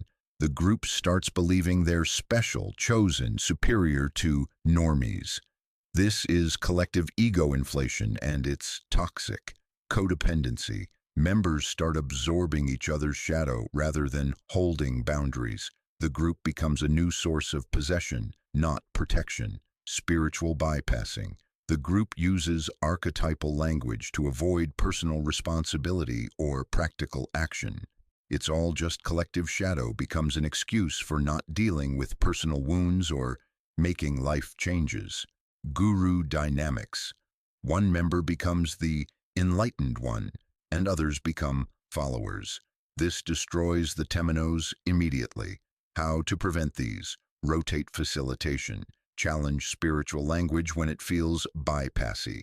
Call out inflation immediately. Maintain humor and humility. Remember, you're all just humans trying not to be destroyed by what you're carrying. No one has arrived. Everyone is in process. Putting the tools together. A weekly practice schedule. Here's how Sarah integrated these 7 tools into a sustainable practice. Daily. Morning, shadow inventory, 15 minutes. Evening, cord cutting and boundary ritual, 10 minutes. As needed, conscious witness practice, 10-20 minutes, or grounding practice, 5 minutes. Weekly, Sunday morning, community temenos meeting, 90 minutes. Sunday evening, active imagination session at her altar, 30-60 minutes. Midweek, dreamwork journaling and symbolic response, 30 minutes. Monthly, 1 full day in nature for ethical solitude, 8 hours. Review of shadow inventory patterns, 1 hour. Creative integration, pottery, painting, or writing, 2-4 hours. Quarterly, extended retreat for deep shadow work, 3-5 days. Assessment with her Jungian therapist, 90 minutes. This schedule looks intense. It is, because shadow integration isn't a casual hobby, it's survival work. But notice, most practices are 10-30 minutes. This isn't about becoming a full-time monk. It's about consistent, conscious engagement with the material that's trying to move through you. The reality check. Even with all 7 tools practiced consistently, shadow integration is hard. There will be days when the collective shadow overwhelms you despite your boundaries. There will be nights when the autonomous figures feel more real than reality. There will be moments when you question whether this is worth it. Jung promised only one thing. If you do this work consciously, you will not be destroyed. You might be transformed beyond recognition. You might lose your old identity entirely, but you will survive. And what emerges on the other side will be more whole, more powerful, and more authentically you than anything you've known before. This is the promise of individuation, not happiness, not comfort, but wholeness. And wholeness, Jung discovered, is what the psyche wants more than anything. But the path to wholeness isn't linear. It doesn't go from suffering to enlightenment in a straight line. It spirals, it cycles, it moves through distinct stages, each with its own challenges and dangers. Understanding these stages, mapping the transformation arc, can help you orient yourself, can help you know where you are in the process, what's coming next, and what you need at each phase. That's what we explore now, the hero's journey of the awakened empath. If you're in the midst of collective shadow awakening, you need to know one thing above all else. This isn't random chaos.